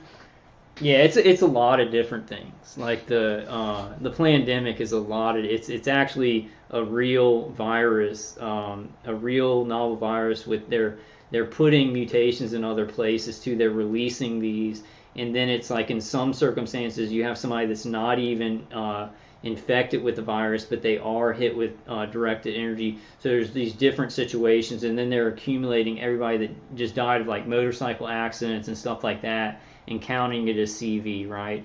There's all these different angles to how they're playing that trick, right? Big things are always done like that. Was she saying, or Evelyn, were you saying that I was whining? Okay, whatever. I don't know. Constantly message like, "Hey, this is demonetized." There was we had 2 videos on this show, on this channel, where we criticized Ocasio-Cortez. We got demonetized because of it, and they said you violated our policy against being hateful towards an individual. She'll send people to your house. What, AOC? Yeah, that guy. There was that person that was on Twitter that made a comment critical of AOC, and the police showed up. FBI showed up. What? Really? You didn't hear about this? No. Yeah, I forget. I don't remember the guy's name. He was a left-leaning guy, and he said something critical, and he ended up with someone at the FBI at his house about because he criticized AOC. So I don't think that it was AOC. Sending it, I'll, to be fair, the first story that pops up is actually they tweeted about something really bad, like causing harm to somebody. Spicy? Yeah, I'd say it was spicy. So, but if you Google search AOC FBI, something I probably can't repeat on YouTube because Let's Too not spicy. let's not go there. Yeah. It wasn't just a guy saying like, AOC, you suck. It was a guy who said something like, go do a thing to this person. You know what I mean? Interesting. You see it? You see the story? Somebody was basically calling for harm against AOC. Yeah, I mean, I'm looking at that. I'm looking at this now. Or is it a different? Because the one I saw was from a feel couple like it months was- ago. No, this is not the one that I'm referring to. Okay, So there Evelyn. is a story where a guy was being mean to her. Well, anyway, while you look that up, I'll just finish off this point. I wasn't sure. I was like, I could be being whiny this morning. I'm a little bit tired. But cool. Thank you for coming by. Andrew says information, ideas, and media and people talk about it. It changes our social world. Yeah. These things, it's like I don't understand. There's no possibility. There's no probability with what the things that people are talking about that we will just our situation can be ignored anymore. There's 0% probability with that. But the world is so much more tyrannical, information is so much more controlled, right? That it's like all of this is unprecedented. How information is being stopped and people are being tricked into thinking certain things are conspiracy theories and whatnot. So we've got some walls to bust through, but I don't. They're very thin walls. I see they're very thin walls. If we can get to the right people, that are compartmentalized in certain government positions. I don't know. We just gotta move forward. I'm not sure how it's all gonna work out.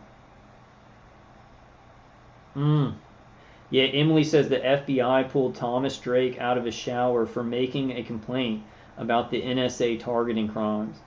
Yeah, and they're I know they're definitely targeting Bill Binney. I'm not sure about Kirk Wiebe. Kirk Wiebe's probably being targeted in some ways, but I don't know if Kirk Wiebe is being targeted by directed energy weapons. 100% Bill Binney is being targeted by directed energy weapons. So right now, there are so many huge players, like huge whistleblowers, people that work for the NSA, CIA agents, embassy workers, like the big, pretty influential people being hit all over the world with directed energy, right? So what we don't see sometimes, and I think it makes us a little bit hopeless, is we're like, we don't see any of this stuff going on or how much it's growing because the awareness is trying to be hidden, right? But you've got a directed energy Cold War that is going wild. That is too much. That it's like agents go to any country, they're remote neural monitored, remote neural manipulated. If they're agents that were trying to come in as like an embassy worker or something like that, you got every country doing this to every other country. So I don't see how it could keep going this way. There's a point in something. Like I like to use the Jurassic Park metaphor. This infrastructure, this weapons infrastructure, they want Jurassic Park where everybody can just look at the dinosaurs, right? They can attack people and everything will kind of stay the way that they want it to. They'll kill who they want to kill. They'll make look crazy the people they want to make look crazy. But what's happened is these operational things of hitting agents and everything is it's a Cold War building up, and the Tyrannosaurus is loose. I think we're the Tyrannosaurus. I think the targeted individuals are the Tyrannosaurus, and then these agents are the Raptors, and then at the end of the movie, we're the Tyrannosaurus, and we come in, and the Raptors are about to attack the people, and we eat the Raptors. I went way too far with that metaphor also. Mikey says, here's a strange question. How many of you are Rh negative? I have noticed a connection with people who are Rh negative like us. I am O negative, by the way. My mom is O negative and my dad is AB. I think my mom is O negative and my dad is like AB something, and I think I'm AB negative. I think he's AB positive, she's O negative, and I'm AB negative. So I do have O negative in my blood type, but I'm AB negative. Hey, what's up, Wise Ninja? How you doing, man? Jurassic Park. I always say that to my attackers. I do mind memes, right? I've been telling you guys about mind memes, so it's like if I ever insult my attackers, then I pull up in my mind, Sean Connery from Jeopardy on Saturday Night Live, and Sean Connery in my head, like I'll make him say, your mother. What's the guy's name? What's the guy on Jeopardy? I can't remember his name, but he's like, I did your mother last night, right? And I'll just think of those things to insult them. And I'll have these mind memes ready. I had this one. This is one where, and I can't really. They're doing. My attackers have been doing this so long. So some of the automated V2K will, like, it'll go and I'll be like, oh, that's not really the woman. And then there's a woman's voice in the background that says, he got it, he knows it. And I think that's part of the artificial intelligence. So they're doing these things that are super complicated to try and trick me, kind of like a mirror inside of a mirror. I forgot what I was going to say about that. I had something important I wanted to say about that. I can't remember, but mind memes are very funny. I'll do a video just on those. Kind of gives you some power back if you just make fun of them a lot. You make fun of them with these mind memes, and it can lift your spirits, and it can take some power away from them, because the only power that my attackers have over me is violence. They can violently condition my brain. They can violently hit me with microwaves. They can violently use the remote neural manipulation, but they ain't going to get any help from me. So the only power they have over me is violence. Like if I do something really good, I make a good video. We did that panel interview with Brian too. Go ahead. I'm trying to help people. Y'all go ahead and use torture. That's all they have. The only thing they have to use against us, even if it's mental, it's torture and terrorism. You know what I'm saying?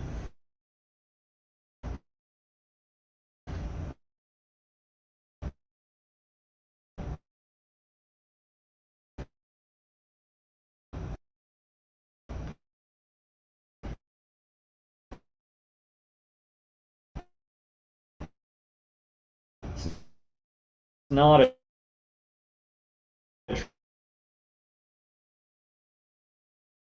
true power.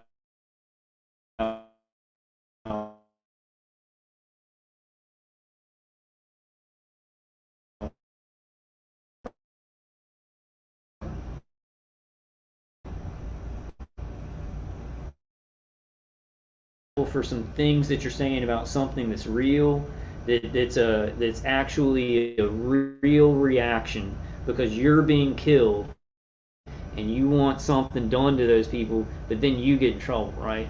So we got to kind of be smart about that, not getting snared by their tricks. But I know what you're saying, man. Does the sound keep cutting off, Wise Ninja? Let me see. It may just be my attack. I got to get a new computer and everything. Oh, really, Prank Master?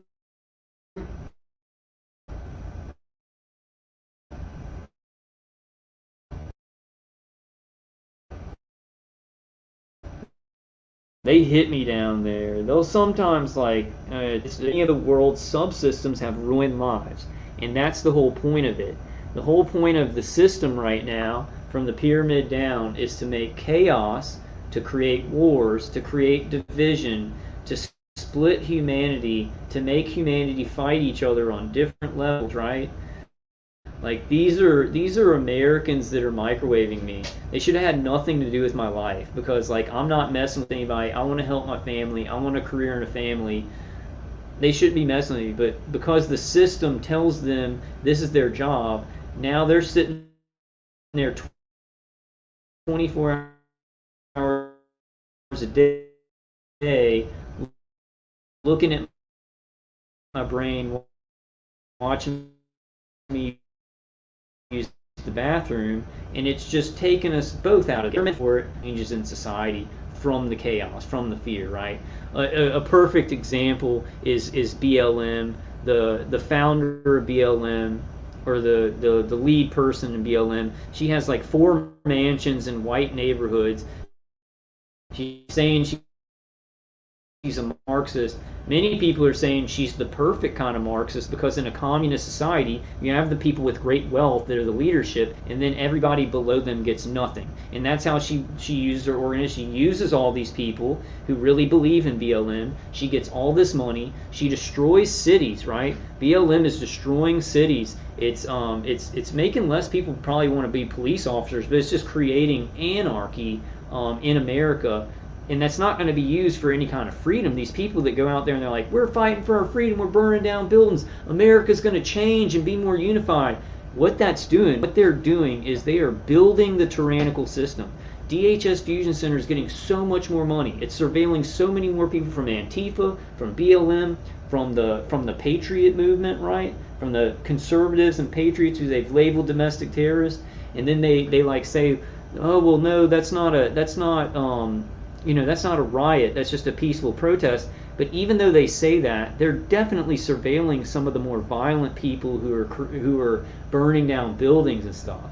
And all that damage, it makes all the people scared in the United States, and they say, we want more federal protection. We want DHS fusion centers. We want all these organizations that are built up to do this extrajudicial murdering, extrajudicial torture, that sometimes the person doesn't even do a crime, right? Those are being built up. So people in BLM and Antifa are being used to make the system more tyrannical, and not a system which they would like. They're being used, and it's it's just building up these institutions that murder families, right? That's the main. This is the main reason why the information that we have is so important, the truth about what's happening in society, to look at reality, because if people aren't going by reality, they're going out to violent riots and burning down buildings and thinking they're earning their freedom, or fighting for America to change in some kind of good way, when what they're doing is building up systems that are going to make America, in other countries where things are being done like that, bigger hell on earth, right? So the people's ignorance makes them take actions that only hurt them more and don't go with their cause. But at the top of these organizations like BLM, that lady doesn't give a crap. That lady has 4 mansions. She's being paid ultra money, probably by globalist organizations, to run BLM and have people ready to go out and burn cities and stuff like that. And she's sitting pretty. What a fraud. What a fraud, the kind of damage that she's doing to society. And she's supposed to be the leader of this group that's trying to unify people, that's trying to get black people more rights, or at least keep them safer, in police situations, right? It's really trying to, ban the police all over, which is the worst idea ever, because then you would have even more you'd have more hardcore organizations that are microwaving us coming in and taking the police's role, or you'd have drones and automated policing, which would be super dangerous if it happened, right? So many agendas coming in,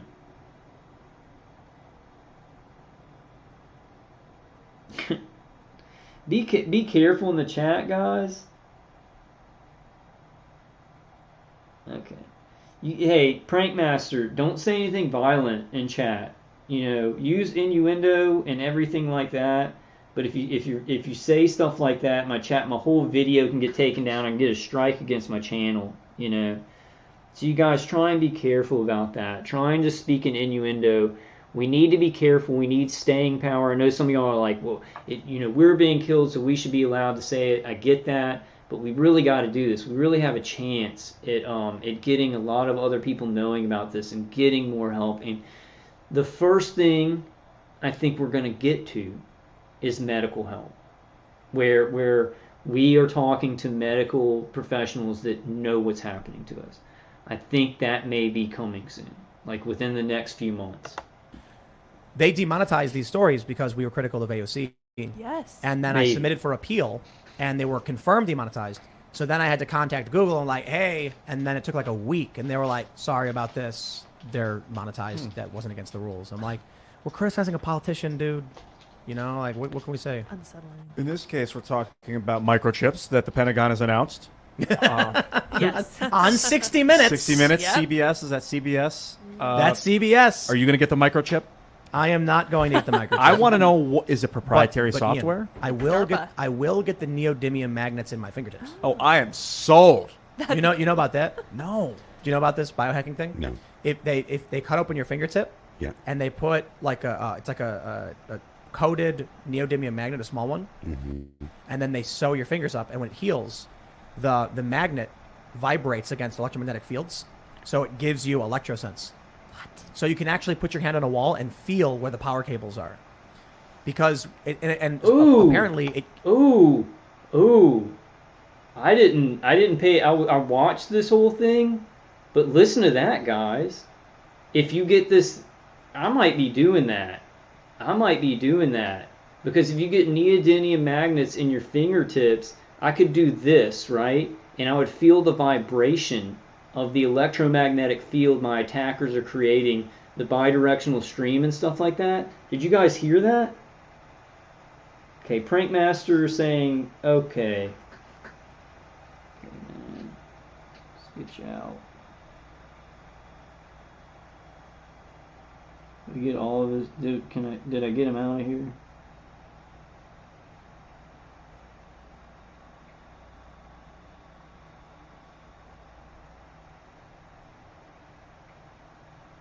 Okay, there we go. I just banned him completely. Yeah, I just banned him completely. Okay. Yeah, what he was trying to do is he was trying to say violent stuff in my chat so that it could take the whole channel down. I didn't know. I thought maybe he was a real target individual, just kind of angry.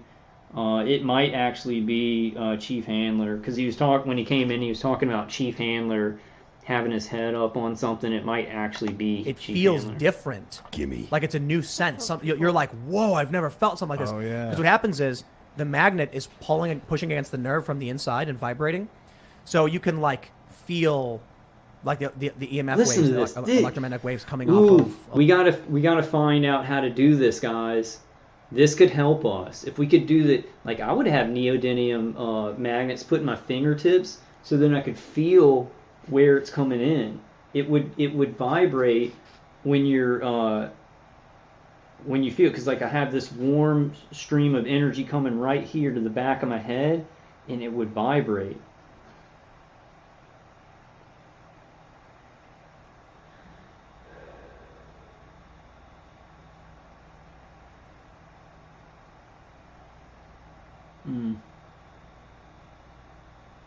Yeah, I think I will need some moderators, but I want to wait a while.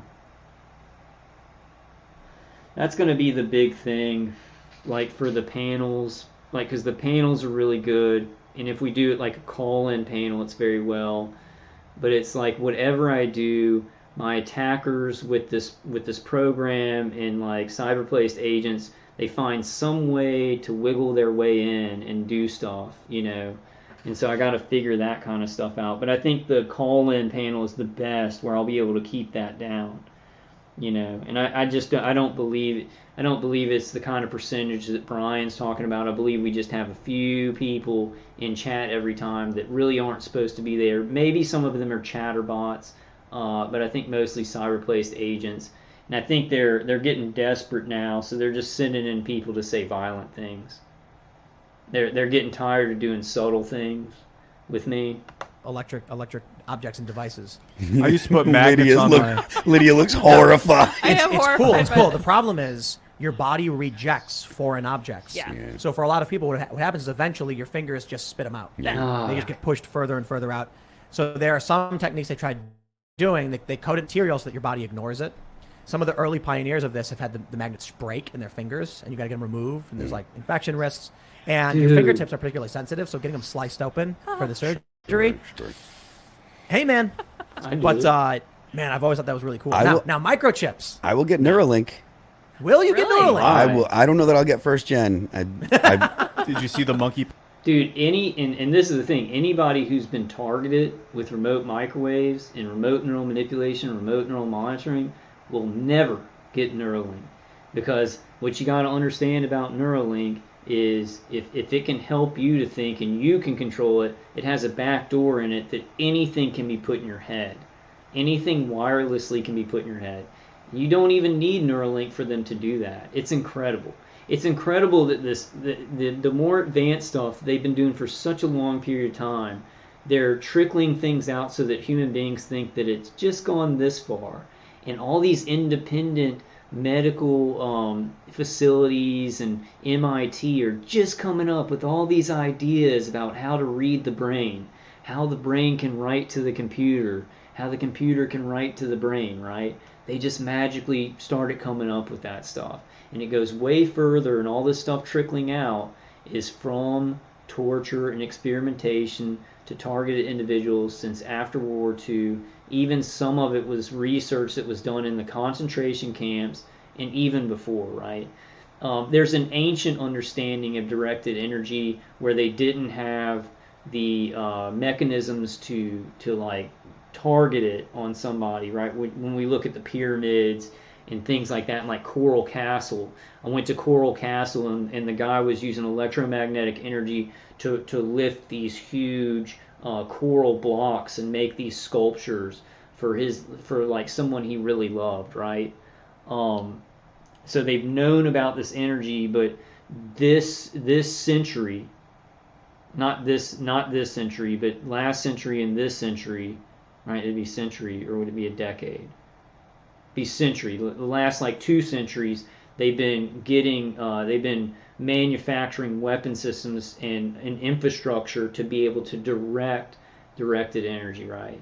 And the thing that's so brutal is, people still haven't learned about biological energy, like our biofields, things like that, and like how we can almost we're growing this telepathy with other human beings using our body. We need to understand more about organic electromagnetic energy before any of that is used to manipulate it, right? Before any manufactured system is used to manipulate that, right? Because it's creating Jurassic Park. It's messing with things that they know nothing about, and they're just seeing what's going to happen, right? And it's changing people's, like, it's changed my like biofield and how I feel things. It's hard to explain, but it's messed that up. And the cool thing about this is that God takes that mess and he'll give you certain talents out of this stuff if you really push to where you can actually fight against it, right? Yeah, I agree, Emily. Emily says it's like being pinned on a dissecting board permanently. Yeah, it does. It does. Yeah, it really does. That kind of sums it up. Nicholas says, bad idea. It would provide permanent magnet coupling to your nervous system and could be exploited. You think so, Nicholas? You don't think, like, I see what you're saying, but it wouldn't repulse it. Like, if you had it in your fingertips, would it maybe be able to repulse anything that they're doing from your fingertip here? I would have to try it before what you said. Before I'd know that 100%, I would like to try it. But I see what you're saying. I don't know. I might want to try it because it would vibrate. Like if I have a stream of energy coming up here, it would vibrate and pinpoint it, and maybe it would even shake a little bit, right? So I could do it on video. It would be good evidence where you got those neodymium magnets in your fingertip. You're going to a place where your attackers are like shooting a stream of energy, and it would start vibrating, and it could maybe be picked up on video. Like, and I wouldn't like try and like move my fingers, but I'd just keep them still and let it vibrate. And that would be another form of video evidence that we could show people. I mean, so these ideas are just flowing out of humanity, even though they don't really know what's going on, right? They don't know the whole score. These things, these ideas about how to show electromagnetic frequencies and everything like that, how to reveal them, is going to be coming from some of the public that don't know everything about this. Playing Pong? You know? No. Dude, you What? I gotta wanna see look it this. up. Yes. Oh, wow. Amazing. So And it's at the cool. end of the Can we, video. can we go from being very scared about the government planting microchips Being like, talking "Oh, about cool." monkeys playing Pong? He's It's fun. good at it. He's doing it with his mind. Is it a chimp or is it a monkey? It's a macaw. Yeah. I don't trust the government, Monkey. but Elon, Daddy Elon, I tell I you know. what, there's a totally different kind of deal going on with He's Elon. open. Totally, and that's exactly what they wanted. And that's exactly what they wanted with Elon Musk. He is what they call on the checkerboard of masonry, he's a white tile, right? He's a good guy. And they needed that good guy who's involved in secret societies to be the trickle out of all these technologies. And they're letting him do really good things. Like he's going against the lockdowns and all this kind of stuff, right? He moved to Texas away from California, and he doesn't like how the Democrats are running California. So he's like a good guy on this checkerboard that the Masons have. He's allowed to do good stuff, but then they need that face of a good guy to release all this stuff so there's no suspicion that it's nefarious, right? So this guy, and it works. You see this guy, it works. This guy's like, oh, I don't trust the government. I don't trust the military-industrial complex. But that Elon Musk, he's a good guy. He just seems like a good guy, and he's releasing all this technology. They picked Elon Musk to do a lot of the releasing of some of these technologies and ideas just for that reason. For that specific reason, that people would be like, well, he's not the government, and he's not the military-industrial complex. So I like his ideas and I like his technology. And it's really all flowing from the military-industrial complex. They just got the perfect face for it, right? They got the perfect face for it. And that's what happened. Yeah, Emily says Texas and Florida ban lockdowns and mockdowns. Yeah, that DeSanto is such a good governor. And I don't know the Texas governor, but I'm glad they did that. I was kind of thinking, Mike Pompeo just put out a tweet that said checkmate, and I don't know about like what he meant from that, but this is what it made me think. It made me think about Governor DeSanto, because my parents have a place in Florida, so that's really their governor, and he loves his people. He wanted to get through the COVID stuff as fast as possible and keep businesses open. He wanted to protect his citizens, right? So to do that, he said, well, I need to disperse this jab, right? I need to disperse the jab and work and really get it moving out so it can get to all the citizens in Florida, and that's going to be protecting them, right? Checkmate. Because he's putting that jab that he doesn't know what's in it to try and get his citizens to work and everything. That's checkmate. You have a governor that wanted to protect his citizens, right? So he wanted to take them off of lockdowns and all this stuff is hooey. All right, we'll go ahead and spread the vaccine out. Checkmate. He screws over his citizens wanting to help them, right? That's what I'm seeing in all these situations. Is like, even if you have a good leader who does care about his people, they're making these things so complicated that they're gonna end up going, okay, well, I'll just give all my people the jab so we can stop this lockdown nonsense and get them back to their businesses and everything. But the jab is like a very dangerous thing, right? Checkmate. I don't know if that's what Mike Pompeo meant. Maybe somebody else saw that too and know what he was referring to. Yeah, Wise Ninja says, yes, thinking anything that's against the government narrative will be a form of crime. Yeah, I agree. Unconsenting says, who would you show and how would it look putting more things in your body? I would never put magnets in my body. It would make it look like you're targeting yourself. I don't know. It depends. It depends on how big the magnets are. And you can always get them taken out. Something we should look into. Maybe we can just, maybe we can just take neodymium magnets and use super glue and super glue them to our fingers, right? And then could you get them all? You can dissolve super glue, but you could keep the super glue on there for like maybe 2 weeks or something and see how it vibrates. Get really small neodymium magnets and see when you're being targeted real bad, just do this, like put it up above your head and see if it starts vibrating. And then another targeted individual had a theory where, I'm not sure who it was, but they were really smart, and they said you put a battery like against your thumb, and what our attackers are doing, sometimes they're sending signals all the way down the arm and back, and if you put something that can affect that signal when it's going down there, it may stop the process. But I'm not sure about that. I'm not really sure about that.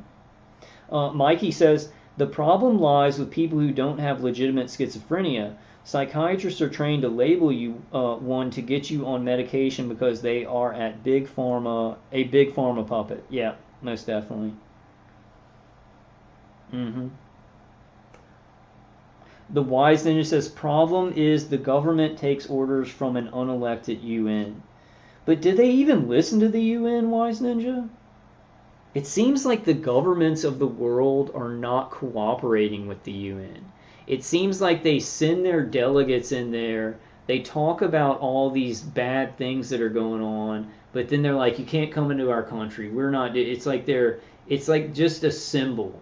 They send somebody in there from their country to sit at the UN and talk about the environment and stuff like that, but really just to go along with these huge global agendas, right? A lot of people are like, the UN is going towards Agenda 2030 and they're not on our side, and I agree with that. But I think there's one-offs in there like Niels Melzer. I don't know. I don't think the government, I guess they do. Okay, you're right. The government does listen to the UN on all of its Agenda 2030, BS stuff. Yeah, so you're right on that. They just don't listen to them when it really counts. When it's stuff that can help the people, then the governments don't cooperate. You think so? Wise Ninja says your sweat will unstick the glue. But you could keep it on there for just long enough to feel the vibrations, right? I think it's an interesting idea. Maybe we should think about it more and think about a way where we wouldn't have to get it implanted in the fingertips, but we could still use the idea on video to show the magnets vibrating against the electromagnetic energy. I got 5% on my tablet. Yeah, it's not a symbol on some things. You're right, Wise Ninja. It's not a symbol on something that, like, I'm thinking about, like, our torture. Like, it's like they send in delegates from the U.S. and stuff like that, and they're not quite. It's like they do exactly our governments do exactly what the UN wants them to do based on globalist agendas, but they don't cooperate when it comes to saving citizens, like from torture like this. From doing the right thing, they don't cooperate. So yeah, you're right. My attackers are just like opening and closing this window. I think he is too, Emily. And I'm gonna find that thing that that True Kism was talking about, and we're gonna go over that because that gives me a lot of hope that it's known in the UN. It's all we need, guys. We don't even need Niels Melzer. It's going to be great. I think there is going to be some kind of investigation. We just need him to acknowledge this problem in a General Assembly. I mean, the UN's already acknowledged the problem in human rights organizations, which I think should be the end-all, be-all. This conversation's done, right? But if they say it in a General Assembly, that's it, man. Then we've got it. Because when we're talking about this with people, we're saying the UN is trying to stop this. We can say it now. The UN is trying to stop cyber torture. They're on the road to trying to stop cyber torture in every country. The governments are not cooperating. Like, I told my mom that. I was like, Niels Melzer did a presentation where he said, we're trying to stop a lot of torture in these countries, but the countries just are not cooperating, So, if I were ever talking to people like my parents or doctors or anything like that, I would never start on I used to start on like, oh, this is happening to me. My attackers are doing this. I have B2K. My body's being hit by remote microwaves and all that stuff. Now, if I were, like when I talk to people like that, I start with the UN is investigating cyber torture and remote microwave torture. The State Department is investigating all these people who are getting hit by remote microwaves, right? Now, citizens are also being hit by remote microwaves. I'm one of those citizens. And I was being hit before even the Cuban embassy event even took place, right? So I'd start in on those big things if you're going to talk to somebody. Yeah, that's what I think too, Wise Ninja. Wise Ninja says the UN is compartmentalized, so there are good parts to it. I think that's like every organization except the CIA. I think every organization, even the FBI, has like good compartments where they don't really know the whole story about citizens being killed, and they're doing good stuff, like in the FBI. But I think the CIA is completely corrupt. Open sourcing the code, and you know what it's tracking and what it's not tracking. He can open source the code, but I'm still relying on someone else to tell me because I can't code. Yeah. So like What? you could be like, oh, look, you can look at the code. It's like people say, oh, you can look at the Bitcoin ledger and see. I'm like, no, you can look at the Bitcoin ledger and see. I I can't. can't. That's all German having or an interpreter. whatever. Like I don't. Our president speaks English, doesn't speak foreign language. He relies on an interpreter. The interpreter may as well be the president. Hold on. Our You president said does not speak English. Yeah, I was gonna say. Come on, man. Used to Turn it down a shot of pressure. He speaks speaks elderly. English. Yes, he does. I pulled it up. Yes, CNN Business. Elon Musk's company says this monkey is playing Pong with his mind. So This I just video, wanted to interject. It's just like whenever I see Joe Biden speaking as the president of some people in the United States, he's not my president at all.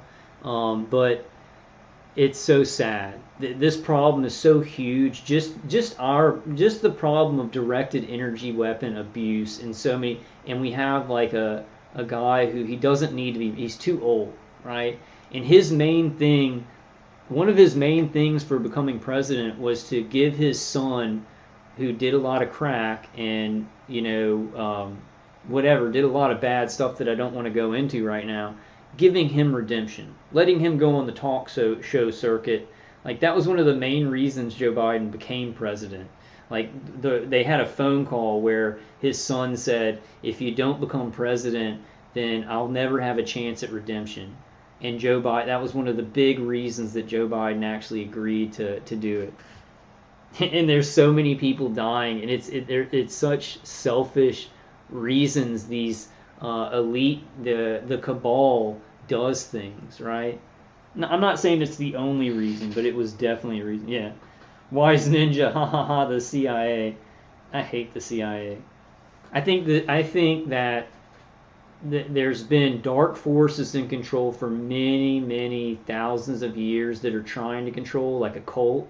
But I think that the assassination of JFK was the biggest coup, where the CIA took control and put it like Richard Nixon, who was in Gerald Ford. Gerald Ford was involved in the commission, right? I can't remember the commission's name. The JFK commission, though, I can't remember the exact name of it. But they were all connected to the CIA, and so the CIA had their people put in as president after that. So they took over. They took over with the assassination of JFK in a big way. There were other takeovers in history, of course, but that was a huge glaring one that I see, when everything really changed and it was just corruption in the White House. And it was like these people that were, because Nixon was in the CIA. Nixon was like Papa Bush, not George Bush Sr., but his father. He was his boy, right? He was his boy in the CIA or the OSS. So we have Richard Nixon, an agent. What's he going to do? Obviously, he's going to strengthen the military-industrial complex. He's going to run drugs. He's going to do all these things that the CIA wants to do, right? And then after that, it was just corruption, Yeah, Jack, I'm tired too, man. You can just watch, yeah, that's it. Emily Graham says Prescott Bush. My memory's so bad, like simple names that I should know. I'm just like, oh, that guy, and I can think of the face, but I can't think of the name Prescott. Yeah, Nicholas says, I like the super glue idea for trying things out. Let's try that. I'm going to look for a small enough neodymium magnet, and I'm just going to do it on my right hand, and we'll see if it vibrates. And I'll just try and not move my hand at all. Let's see if I'm just holding my hand here, because my nervous system has been like my spine feels cooked, but it's really remote neural manipulation. It's like signals. It's like remote neural manipulation, sending signals down my nervous system, and it feels like burning. I'm not shaking too bad. But also I did chemical shielding this morning. Like if I'm going to do a video, I have to take like 4 kratom, and like I've been taking a Neurontin and stuff like that. So I'm not like these things like calm down my nervous system. Probably if I didn't take a Neurontin, my hand would be like that. My hand would be shaking like that. Yeah, Andrew's right. We need to exercise. We do. Okay. Look at this monkey playing ping Theo pong, is guys. lit. The monkey playing. Well, so I will mention. Lit. Do you know what an EEG is? Electroencephalogram. Electroencephalogram, yeah. So you can actually buy them. They've been around for a long time. But there's consumer grade ones. I talked about this before. We bought one where it's a band that goes over your head, and then there's like a bar that goes onto your forehead, and it can detect 2 different waves, I guess. And so there's a reader, an EEG reader on the computer, and there was a red and blue line, and they're like bouncing randomly, and it's like focus and concentration or whatever. I don't know what it means. And me and my friend, we put the EEG on, and we're like trying to focus, and the lines are just random. No It's matter actually what. horny and hungry. No matter, Me too. But no matter what we do, we couldn't get the lines to move. But then we gave it to his sister, and she put it on, and she could move the red line. Like she figured out real quick, and like the line would like make the line go up, and then she would look at it, and the line would go up. We're Very hungry. very Super hungry. hungry. That's right. Starving. So we were wondering if these 2 outputs could be used to control a drone, so that you have 2 controls. One is to make it go up and down, and the other is to make it rotate. Ooh. So you couldn't fly it around because you need more sensors. Sure. But with just that, instead of a red line on the screen, the drone could be going up and down. So, But it's way, way more advanced. It's already everywhere way more advanced than what he's talking about. They have soldiers that can put on like sensor headsets, or not even put on sensor headsets, can just put something in their ear connected to their vestibular system to control drones on a way more sophisticated level than just moving a line or anything like that. You see, the public is like talking about Ned and the First Reader. Something my mom says. I don't know what book that is, but it's something like elementary school book, right? The public is talking about electromagnetic frequencies and like neurotechnology and transhumanism as Ned and the First Reader, right? They're way, way back. Oh, look at these little shiny things that are being put out in the public, when it goes way, way past that to like college AP. What's the math that's really hard? Not algebra, calculus. It's like college level, senior college level AP calculus.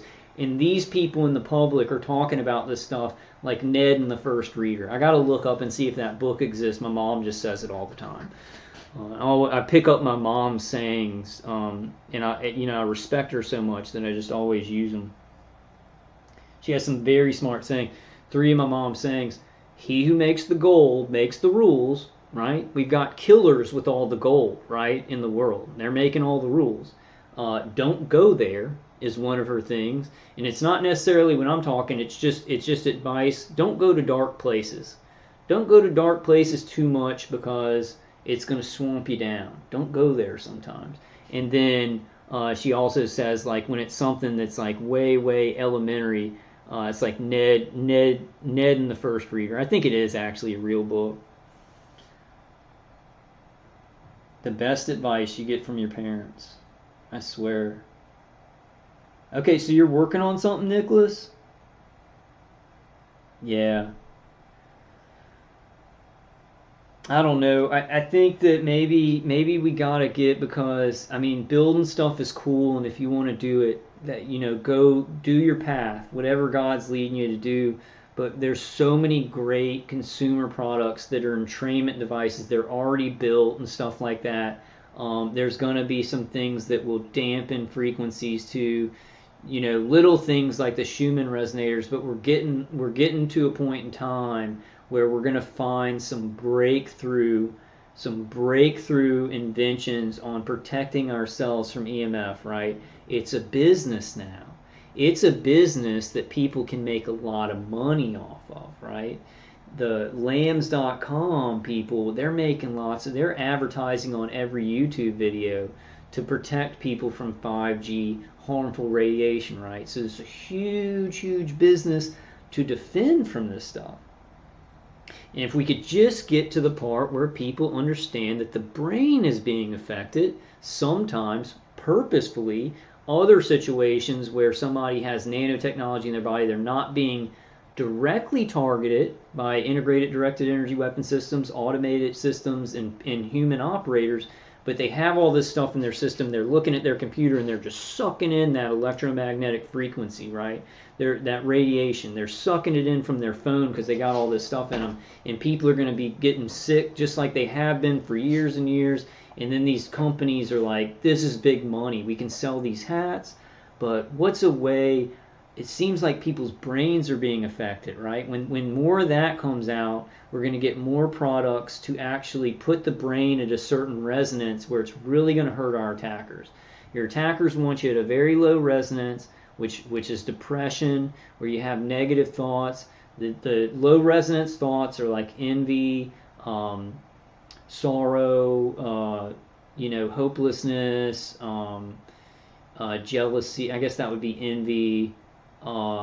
Anger, anger towards somebody where you want to hurt them and stuff like that. So those are all low resonance thoughts. They want us there because then the technology works. The technology works better when you're in low resonance states because it's extremely low frequency, right? Most of the remote neural manipulation is done with extremely low frequency. So they need your brain to be working at an extremely low frequency to match it, right?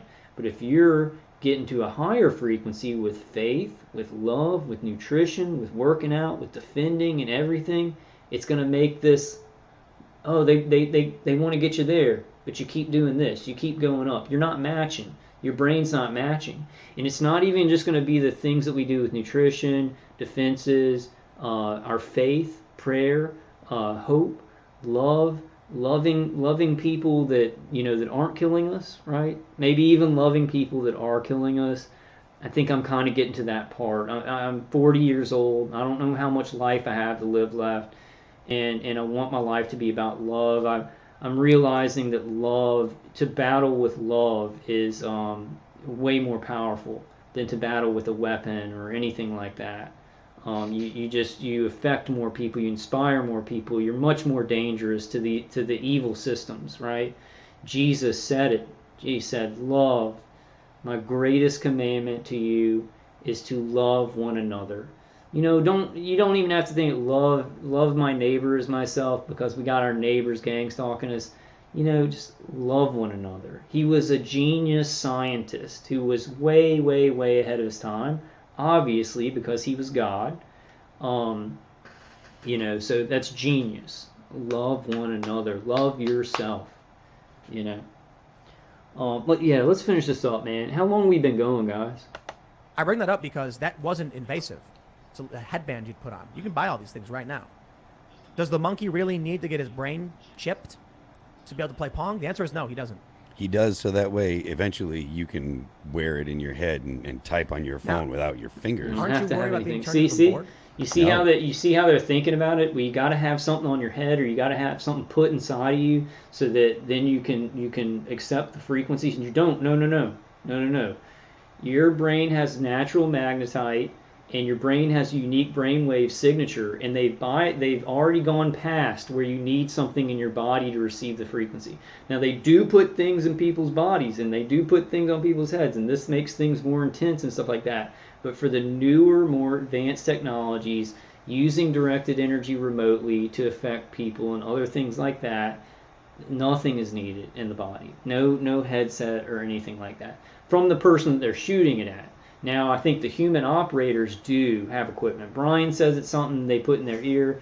I think it's like a hat. I think it's like it's something that's not like necessarily a rubber hat with sensors on it, but I think it's something a little bit more stylish that they put on that maybe is like those video game things that reads the back of their head. I think it's mainly on the back of their head, but they can interject things, brain to computer interface with that kind of device. It's probably even more advanced than some of those consumer products that you can move the video game, is what I'm thinking. Jack says, when I perceive the perceiver, it goes away almost instantly. I simply empathize with the self. That is empathizing with a sick, sadistic nyanya. Yeah. Just empathize with yourself. Love yourself. I'd say the best thing if you're like, man, I'm not going to be able to forgive my attackers ever. Treat your attackers like a disease. Like this is real people and real automated systems, the AI systems doing this to us, but treat them like a disease that you want to neutralize, My battery's going on my tablet. Turn to the board. That's what they want to do to us. This is like a Borg extension, right? And you think about it, think about our gang stalking, how you see people that'll look at their cell phone and then look at you because they have an alert on their cell phone. So they have a cyborg attachment that they always bring around that the system can send them a signal, and then they go after the person. He sees, and they have this Borg attachment. It's in their pocket or it's in their hand at all times. And then the system can use them to be good little civilian armies to pile on people that they're experimenting on and trying to collect data on them. And they're doing more, putting stuff in people's body. It's like what I see the top of the pyramid doing. I hate this tablet. What I see them doing is like doing something very, very surface, very, very obvious, like a cell phone, right? Like putting that in everybody's hands and everybody's homes, right? And it's very, very obvious, but it's just they do it in such a way that people aren't even thinking in their brains that this is a cyborg extension, right? Elon Musk said it, but then they do stuff that's like nobody knows about, right? And it's under the surface. And I guess I'm going to have to I got 3% remaining on this. I'll just have to be quick about it. But I see that they do very obvious stuff that people don't catch, and then they do really under the surface stuff, and they kind of like come in from both ways. Okay, let's just take that out. Right there. I got to get a new charger for my tablet. Let's just take that out too. Okay. Let's see. We'll use the tablet until it runs out, and hopefully it'll be by the time this ends. No. Why do you want the Neuralink?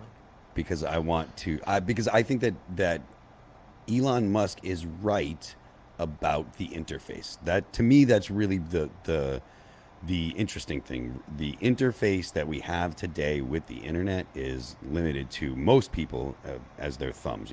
We like you said, you used to have a full keyboard for walking around all the time. Then it's gone down to your thumbs.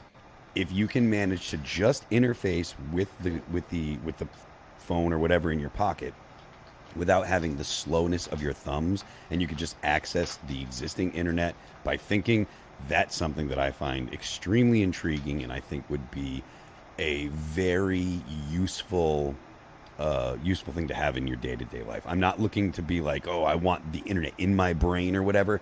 Having that interface from that removes my hands. The necessity of having my hands do the typing to access the internet, that I think is interesting. Don't you want to download Kung Fu like in the I love the idea. I do.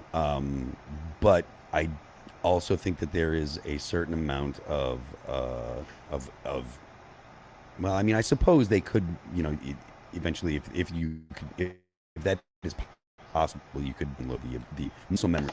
Let's Right, you listen need to what muscle he says. memory, and you need the muscle proteins to actually build it to be able to do half the things. Sure. So it's not just about, it's funny when people are like in the Matrix, he plugs thing in his brain, he downloads Kung Fu, and then he can fight. He's like, I know Kung Fu, or whatever. Yeah. It's like, well, hold on. I can watch someone do something, and they can explain it to me, and then my brain's like, got it. And then I'll fall over because I'm not flexible enough and I'm not strong enough. I just started taking jujitsu. But let me add this with it. Let's add commentary from targeted individuals, right? In my attackers in my protocol don't do much motor function manipulation, right? But in a lot of other targeted individuals' cases, they do a lot of motor function manipulation, forced speech, and things like that. So really, in reality, they could download, hey, Kung Fu, and it would be a program that controls your limbs to do those things, right? Controls your limbs to do those things, controls you, like puts it in your mind, the knowledge to do it. It's very, very conceivable, but these guys don't understand the extent of all the experimentation that's being done to millions of people, like experimenting on their motor functions, like sending a signal in and controlling their arm moving or controlling the way their neck moves or anything like this, right? So they're doing that so one day they could download jujitsu or something like that and just have it like run in the brain, control the nervous system, and make you do that make you know how you're doing that movement and make you actually do the movement. Yeah, Andrew says Matrix kind of stuff. We need to take control. We are outside of the Matrix, guys. That's why they're attacking us so hard, because we're the type of people, when all this information would have come out, we would have been like, we're outside of it and we're looking at it, right? So they had to really, really grab onto us with technology to like try and keep us in the Matrix, right? Because there's an awakening happening. I think the awakening is going to be even stronger with the kind of resistance that evil is throwing at us. I really believe that in my heart. And there is a significant learning curve to, I don't even know what I'm supposed to do. Like for me, if I like right now, I'm basically at a point where if I can pass guard on someone that I'm rolling with, and I'm like, okay, I feel like I've won. I don't know what to do. So not knowing, but having the information there would be cool, and knowing, okay, this is what I'm looking to do, but the actual executing still would take some kind of, some amount of physical work, I think. Bro, but if they put in the program to move you, to control your motor cortex to make those movements happen, then you wouldn't even need to practice the moves. Really like a 5'3" morbidly obese dude plugged into a Neuralink right now because you've always your whole life wanted to be a famous heavy metal singer, and you're in the game right now. Well, then hopefully, he never wakes up. Hey, at least you can say you can enjoy yourself playing a video game. Now, because people talk about, you get the Neuralink, you plug in, and you're like in Skyrim, you're in World of Warcraft or Call of Duty or whatever. Yeah, I don't think that. I think with VR headsets and stuff like that, that's not super far away. Sensations like smell that you get when if you're in a place, the way things smell in a place are I don't know that we could reproduce that, but Neuralink possibly could by accessing those parts of your brain. And then you go ahead and you put on they have those VR headsets that can access your occipital lobe and your visual cortex, and then you look at the screen to make it happen. You have a VR headset where you're making that happen, and then they could have another part that's kind of near your olfactory region of your brain, and they could give you smells to it. It's here. Like, those things are here. And they can do it to you remotely if they want it to, but that technology they're not going to release to the public, where it's like you can have an integrated directed energy weapon system and it shoots somebody from thousands of miles away, makes them smell something. But just to put in when he's talking about smells, I'm a targeted individual. I've got automated systems and human operators, and they make me smell stuff all the time. Different types of perfume, different types of food, and then ugly stuff that I'm not going to talk about. Poots. Poots.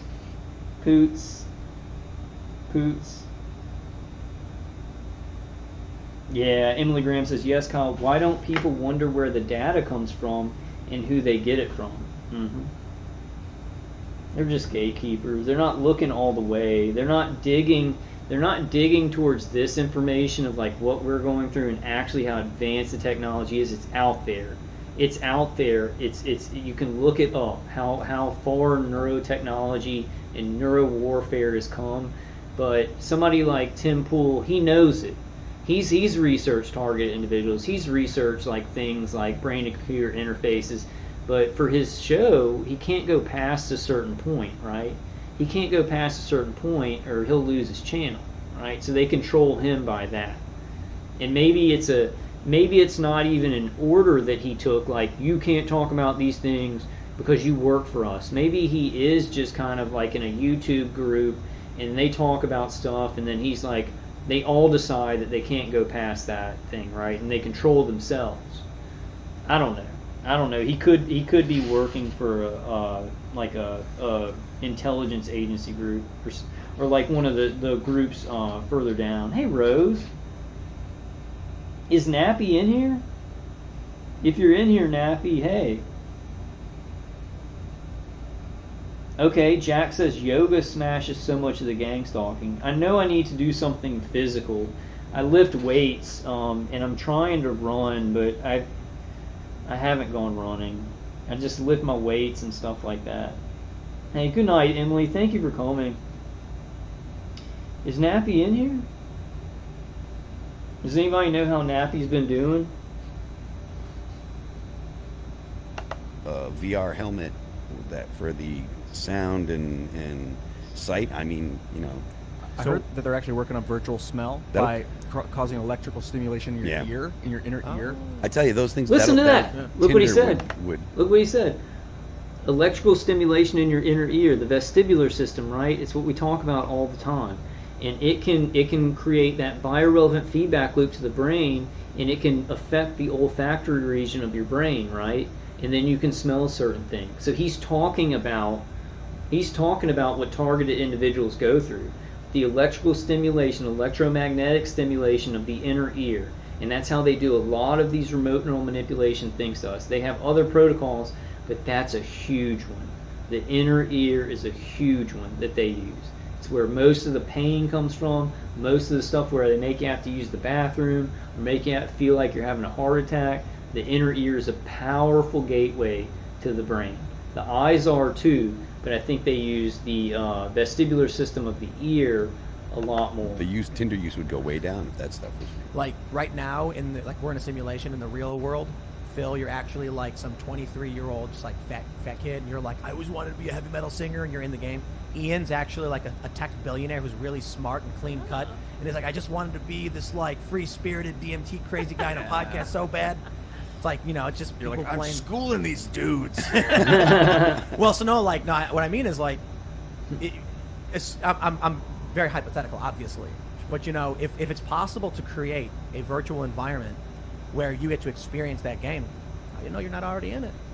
Yeah, I mean, I've heard people talk about the idea that it's a simulation and stuff like that. Elon Musk talks about it. Yeah, I mean, what if he's trying to break out of the simulation? Well, then I want him to. I kind of believe that too, guys, but I believe that it's so infinitely advanced that it's creation, but knowing that it is like a simulation, it's like God runs through this simulation and can help us in this simulation in miraculous ways, right? If you ask right, if you act right, if you do things right, the simulation can work for you even if something bad has happened to you in that simulation. It's so infinitely more advanced than any kind of video game that it's creation, but there's a quality to it where it can be changed due to how you feel and how your brain's working and everything like that. I'm probably not explaining that right, but I do believe there's. I truly think that Elon Musk is a. I think that he's probably a pretty good dude who isn't like the people at Google. Yeah, I tweeted tax the rich, and then all the lefties were like, yeah, and then a bunch of conservatives were like, haha, very funny, Tim. And then I tweeted tax the rich, but give all the money to Elon Musk. And they're like, okay, now the left's not happy because they don't like him all Yeah, that they much. don't like him at all. But they don't like him because he has money and he's successful, and people on the left are. Yeah, I was really annoyed when he They don't like blasted people having money. the Tesla into space, and they're like, this is so dumb. And I'm like, well, he needed a payload, he needed to wait, and he made something really cool and inspirational for young people. Like, that's legit. Yeah. So I'm fine with it. I don't like the idea that you got all these billionaires dumping money into politics. So take it all and just give it to Elon Musk and let him build a spaceship to Mars. I want to see that. When people like Bernie, or when someone like Bernie Sanders criticizes Elon Musk, it really, really rubs me the wrong way, because Bernie Sanders has done. Okay, I think they're kind of past the information I wanted to show y'all. Just wanted to show y'all people are talking about this stuff, but they're not going far enough. They don't know about all the things that we go through. Jack says, like a lot of people seeing the end times, they take another chance to control the narrative, and then I realize that they are wrong, trying to control God's narrative. Yeah. God is mysterious and infinitely above us. We need to connect to Him and follow our hearts and let Him tell us what to do, but He tells a lot of different people different things, different paths to walk, So try and just hang on to God and go the right direction that He wants you to go into, I don't listen. I kind of have a hard time. I listen to some things people say, people that are kind of like they say everything like it's fact, but it's a lot of things that we're dealing with that we've got to put our ideas together to figure this stuff out. I'll kind of like, yeah, they say some good stuff, and then I'm just like, man, nobody knows everything, and that that kind of turns me off to some of the information. I'm like, that can't be right, Just anybody who's trying to control a narrative and just say they know everything, I'd take valuable information, but not all of it from them. Basic civil rights. Andrew says, what are basic civil rights? I'd say we have God-given rights to live and to not be killed and to mind our own business and do what we want in the world as long as we're not hurting other people. That's a God-given right. And it should have never become anything but a God-given right, and that should never be changed, right? And that would create moral leaders and moral governments if there was this rule that you have the right to life, you have the right to be left alone, So it's like people think that we're living by that rule, but people are just being involuntarily experimented on and everything like that. So. Andrew says King Solomon said no one knows it all. Yeah, the smartest people say, like Socrates would just ask questions, the Socratic method, and the smartest people say well, I think Socrates said this, or one of his students, maybe it was Aristotle. So the beginning of wisdom is knowing that you don't know anything, right? It's not to say that we don't know anything. We know facts, and we know we're pretty smart, right? But it's to humble yourself and be like, I don't have all the answers. And especially about God. I kind of like, I don't know if this is blasphemous, but, the Bible, I believe, is a divine book. It was written with divine inspiration. But I think God gave us a glimpse of how we see Him in the Bible, right? Amongst many other things. But the Old Testament version was, God was more vengeful and angry. He was a jealous God and everything. And then the New Testament about love and about forgiveness and about just come to me and I will heal you, and a more merciful God, right? And I think the Bible and all the men inspired to write it, God was showing that our I want to be careful with my words here, but just the way that we see Him will change. Because we're changing, and we know more about the world now, right? And so I think He was giving us a clue in the way that the Bible is written that we would see Him differently. And that's not to say that the Bible is not the Word of God.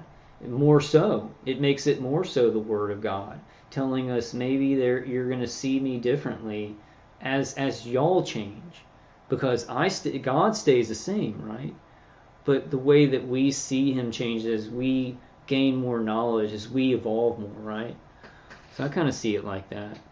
Rose says, well, it is not just doctors involved in this. It is like mad scientists at research facilities, people at universities, etc.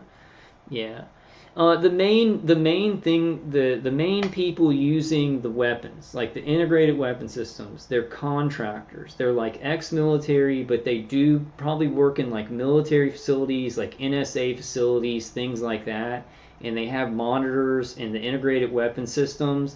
Like I don't think like in a university you would have somebody with an integrated directed energy weapon system hitting a citizen, but the way that they're collecting data, like SHP talks about, universities and all these people, they're hooked into somebody's network or something, collecting data of what that target's doing, sharing with these contractors. The contractors will send universities and medical centers and all those and research laboratories information about the mapping of the brain and things like that. But I think that the people actually doing the torture and mapping the brains, they're strictly contractor security industry specialists, right? But then all that information, like all these other places, like research, they're tapping into that, or they're cooperating with these contractors to get that data, right? To do things with it. You know what I'm saying? So they're involved. Definitely involved. Yeah, Mikey says I'm a work in progress. Yeah, God's still working on me too, definitely. And it's like I feel like this is the targeting has messed me up, right?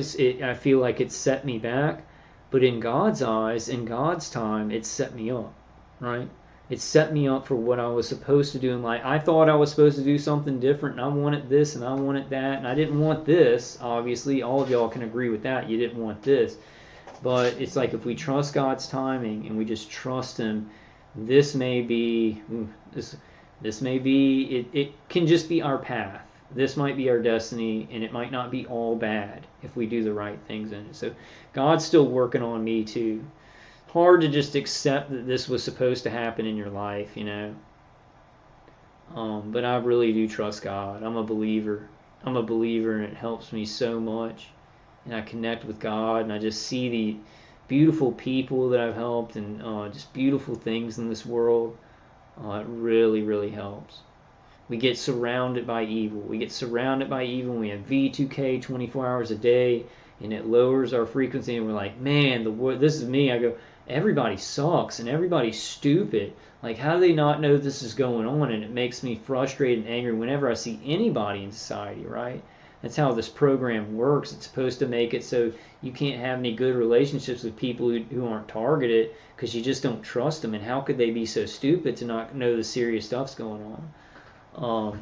I forgot my point on that one, but I gotta get better at that and seeing the beautiful people and the beautiful things outside of what my attackers want to put me in. Right? See what God wants you to see in this. Mikey says, does anyone have an input on the missing chapters in the Old King James? I don't know. I know that Constantine was the one who picked the Constantine and the Council of Nicene, right? I don't know if that's right, but they picked the books of the Bible that were going to go in, and a lot of them were thrown out. But they found a lot of those. I don't know. Hey, thanks for coming, Jack. All right, guys, I'm going to wrap it up. I'm going to wrap it up with a prayer. I just wanted to show you all that real quick, and we'll do like a panel this weekend sometime. I've got to balance that with helping my mom out with my grandma. But let's say a prayer to end this. In the name of the Father, and the Son, and the Holy Spirit. Dear Lord, please just help everybody seeing all of these biometrics that are out in society, connecting it with that it had to come from somewhere. There had to be some experimentation and research, and it's involuntary. Please, please give every targeted individual strength beyond imagination to get through what they're getting through today and every day. Please give them supernatural healing. We thank you for our precious lives that you've given us and every precious good human being in this world. Please end this program as soon as possible. Please give us miracles. Please let our rocks hit the head of the giant. Please just help every target individual, God, and we thank you for this life, but just give us miracles. We know you're there, and we thank you for the power that you've given us. We thank you for the miracles that you've given us and the miracles to come. In the name of the Father, and the Son, and the Holy Spirit. All right, guys. So Andrew says, I'm not sure about Book of Enoch and the Wisdom of Solomon Apocrypha books may be okay. I've never read the Book of Enoch. There's a Wisdom of Solomon. I'd kind of like to read that. Yeah, Andrew says, look how many things are classified top secret. Yeah. That's how they're getting away with it. They say national security or whatever, and then that's like information that people are not allowed to even put into anything they're thinking about what's in society. And it keeps people ignorant, right? And it keeps them looking at Ned and the First Reader, keeps them way back when the military-industrial complex and the top of the pyramid are 100 years ahead, right? Or 50 years ahead. And it keeps everybody on Ned and the First Reader, and then they trickle out just what they'll allow the public to have, right? It's really bad. It's really bad. Hey, you too, Cheryl. Thank you for coming. I'm glad you could get your new channel up. And I love your doggy. What's your doggy's name? Thank you, Paul. You are too, man. Keep praying. And like if you want to, man, you can come with Bible verses and put them throughout the whole chat if you want. I'm going to try and do that more. I'm going to try and, really put that into the... It's Bandit? Cool. All right, guys. Y'all have a great morning and have a great Friday. Probably we'll do something like, I don't know, sometime Saturday, Sunday. If not those days, then definitely Monday. We'll just do a panel. We'll just do a call-in panel. And I'm going to try and find something... really, really solid about the current events with the Havana Syndrome, but something really, really solid to play before it. So it just strengthens everything that we say about what's happening with this. I think that's a good idea.